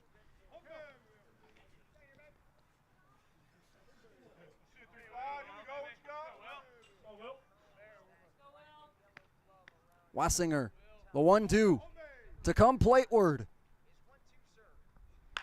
That one blooped and over the head of Mathis. 1 run will score. They'll send in another. The throw bobbled and it will come in and gets away. They'll send in Sirota. It goes to the backstop and coming in to score. It's a tie ball game.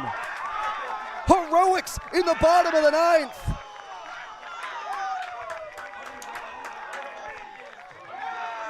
Wow! It got dunked over the head of Mathis, and Hyannis is able to score 3. I mean, what just happened here at McKeon Park? Just all kinds of confusion, and this is what happens when you just put the ball in play. My goodness, what a bottom of the 9th. What heroics. And I mean, yeah, talk about a battle of Barnstable. It's only going to happen in these kinds of games. And now to come in to pinch hit is going to be Austin Kelly. Now the winning run stands at second base.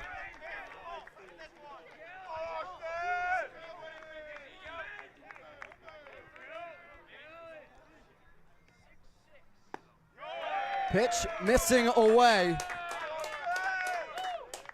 More motion in the Cotuit bullpen.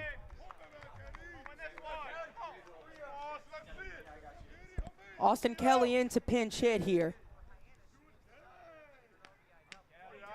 Wessinger shakes off a couple pitches.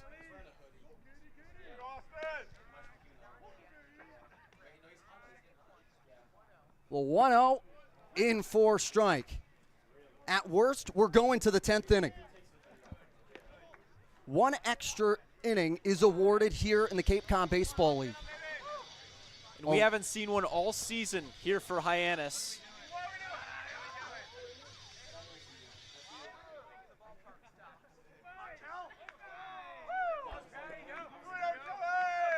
They take a stoppage due to music playing over the speakers here at McKeon Park. Kelly looks at a 1-1 to come from Wessinger. Missing low. Fans that have stuck around have made a lot of noise in this one between the two teams.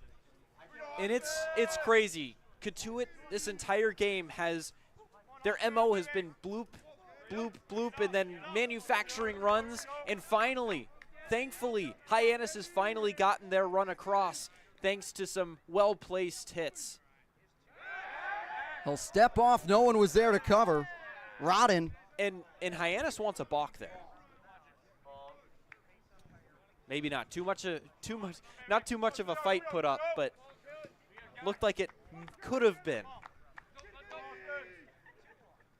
That one's drilled over to second base. Harrison will step higher and in time. However, it's 6 in the bottom of the 9th. We go to the extra inning here on the Harbor Hawks Baseball Network.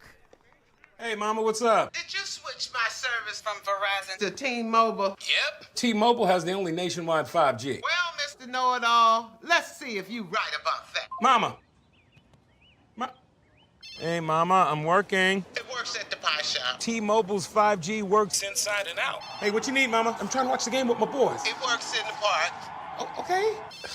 Mama? It works at the aquarium, in the parking garage, at the beach, in the elevator. It works in the movie theater, too. Oh, shush yourself. I'm talking to my baby. You're driving me crazy. I was just calling you to say thank you, baby. I love you. I love you too, Mama.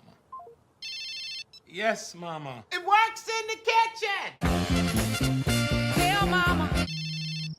Mama? 5G, it works in the club. Who are you in a club with? All about it. Hell, Mama.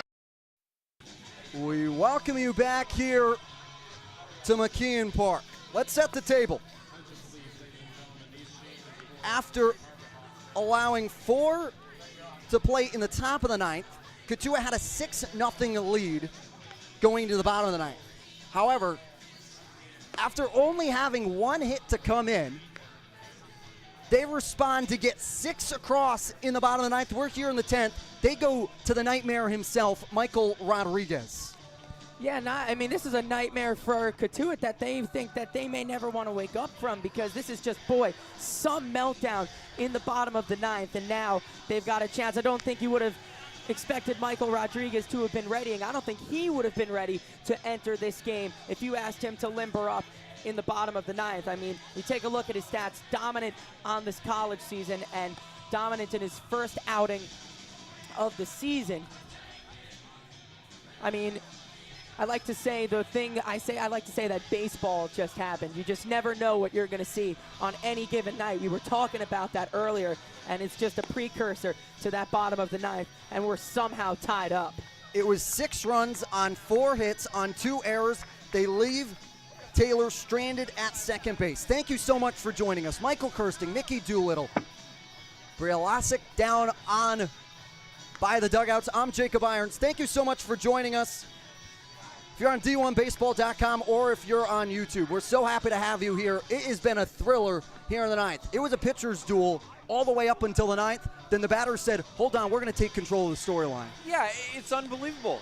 And like I said, in the previous inning, Cotuit had gotten a couple of really soft contact hits, and they've gotten the benefit of the doubt in the last 2 games, really. Hyannis, in that last game yesterday, was hitting the ball so hard, but it just was not finding open grass at all.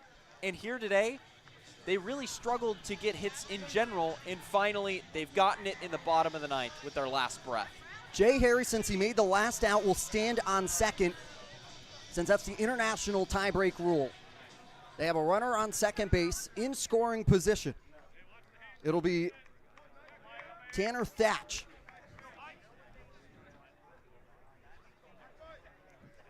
How are we here, guys? Whew.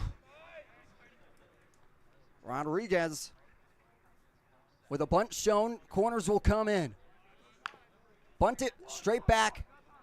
Cash will throw over in time to Bates, who came in to play second base. Attention, please, ladies and gentlemen. Now pitch hitting number 17, Gannon. That was perfectly executed just out in front of home plate.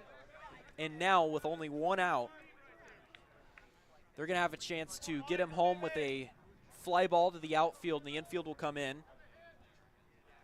As defensive changes, Laurie moves over to short with Bates at second with Williamson out. Another bunt shown.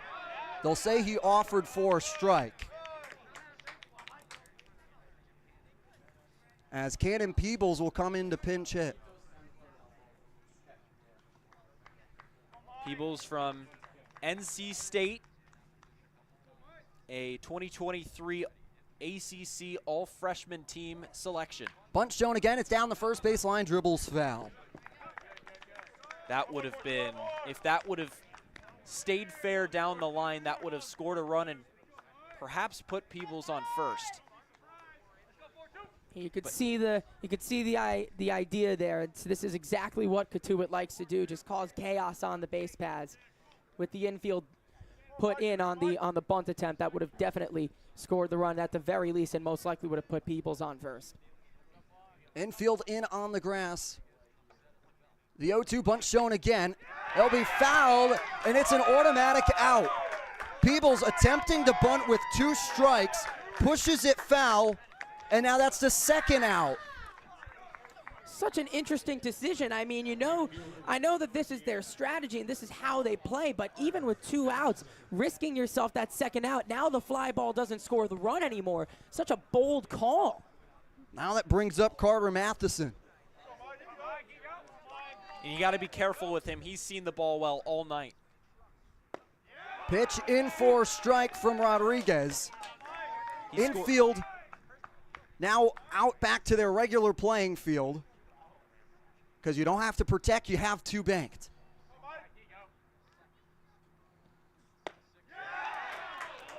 Pitch missing inside, does not get the call. Yeah, just missed off the plate, a little bit inside. Still a very good pitch.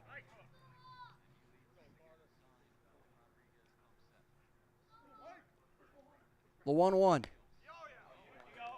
Pitch off the plate. Matheson has drawn 2 walks today, and he's scored both of those times that he's reached.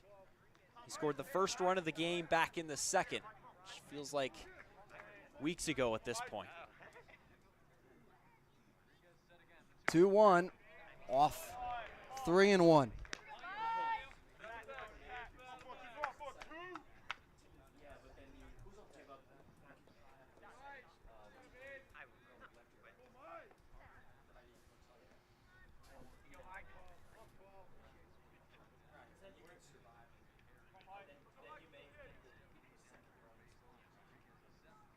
Pitch inside on Matheson.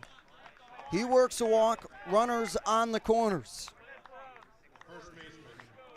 Nice, it's a nice pitch from Rodriguez, just missed on the inside. Now you could almost guarantee that we'll see movement, which is perilous here because a hit to the outfield will score 2 runs as opposed to just the 1. So that's why you didn't exactly want to walk Matheson.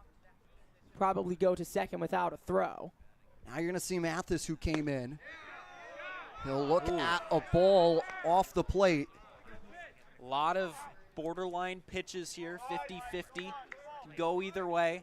You're seeing the shift here. There's a very large gap on that right-hand side between Cash and Bates. That one's popped up into foul territory. And Donay gives chase all the way up against the wall, but goes out of play.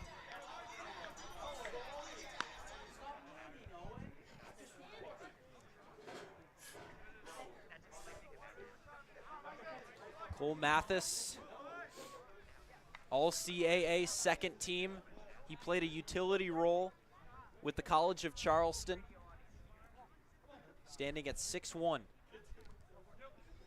Right-handed hitter.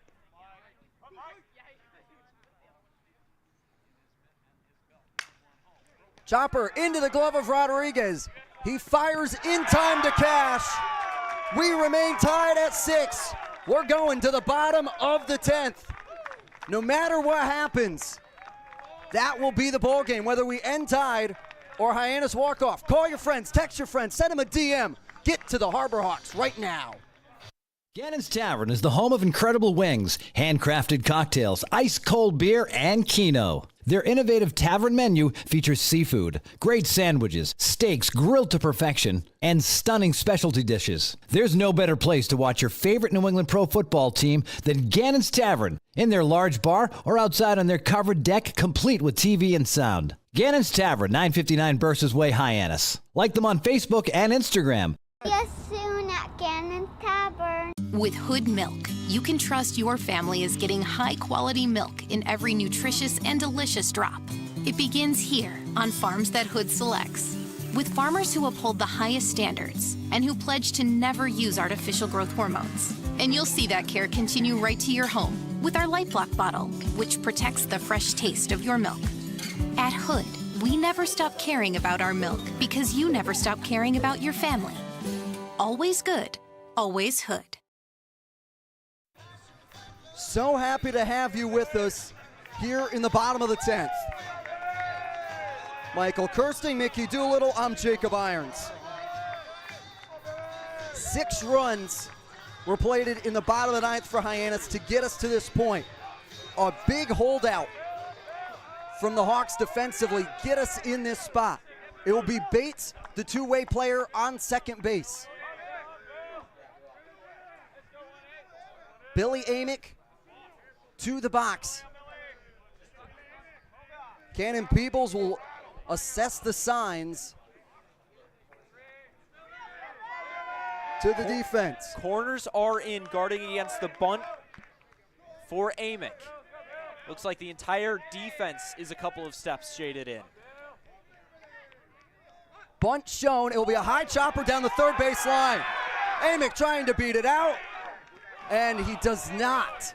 However, Bates, the runner on second, is able to move to third.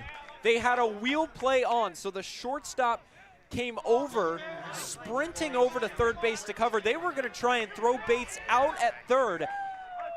And if that ball was bunted any harder, if it was not a perfect bunt, that would have been a throw to third and perhaps an out over there at third. But instead, it's going to be Cam Smith with a chance to win it. Infield in. He brought the first run in the 9th to start the parade, so now can he end it?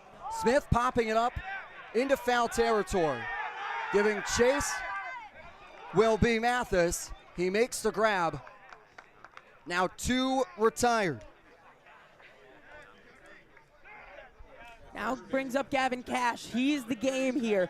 Regardless, if he scores this run, well, could get walked and could go to first with no punishment. But if he makes it out, if he scores a run, the game is over either way. He had a good swing, his first hit of the summer, last inning to keep the inning going. So this could be his chance and his signature moment here in this game.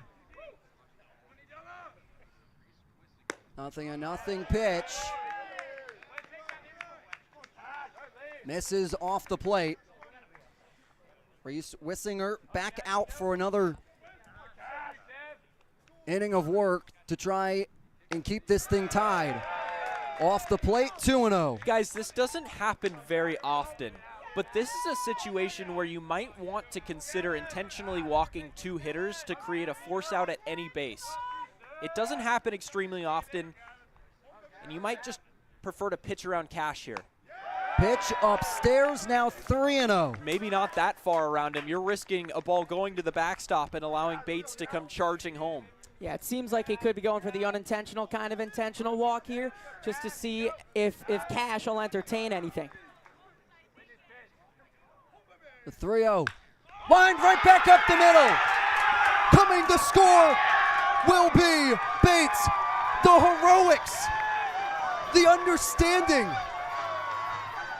that they needed to get 6 in the 9. They get 6, and in the bottom of the 10th, they get it and walk it off. You see those smiles, you see those faces. Gavin Cash, his signature moment, coming through with 2 massive hits late in this game. One to keep it going, and this one right here to cap off one of the craziest comebacks you will ever see. I mean, what a signature night, a signature win at McKeon Park. Impossibly, from the grave, Hyannis rose and came back. 6 runs in the 9th. Unbelievable. Speechless, guys. Just, I don't know what else there is to say. Just speechless. Just what a win for this team. Could that be the catalyst for something major going through forward for the rest of this season? The Battle of Barnstable holds to its name. Through 2 games, the series is tied between Cotuit and Hyannis. They knew they needed 6. They had that understanding. They had a mountain. They were able to climb it. They pushed to the 10th, and a huge hit. In a big moment, lining it back up the middle. Hyannis is able to walk it off. Intern, skipper, Eric Lexus gets a huge win.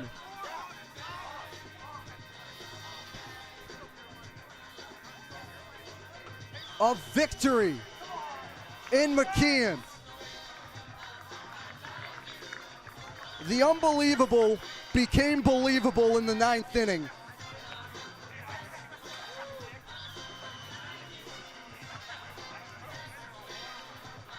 For Michael Kirsting, for Mickey Doolittle, for Bria Losick, for Grant McNew, for Josh Schreiber, for our director, Nico Sharp, I am Jacob Irons saying so long from McKeon. Harbor Hawks walk it off in the 10th. We'll see you tomorrow. If you live here, fun is your thing. If you live here, tough is your thing. Smart is your thing. Caring is your thing. If you live in Massachusetts, community is your thing. Since 1972, the Massachusetts State Lottery has provided over $25 billion to help cities and towns with the things they need most. If you live here, giving is your thing.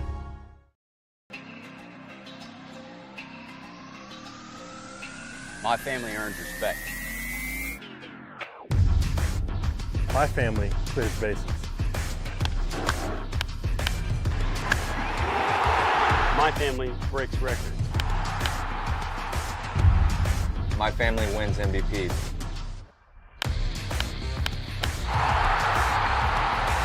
My family gives everything. My family makes history. My family wins championships. There's no family. There's no family. There's no family. There's no family like my family. Join the fam. Join the fam. Join the fam.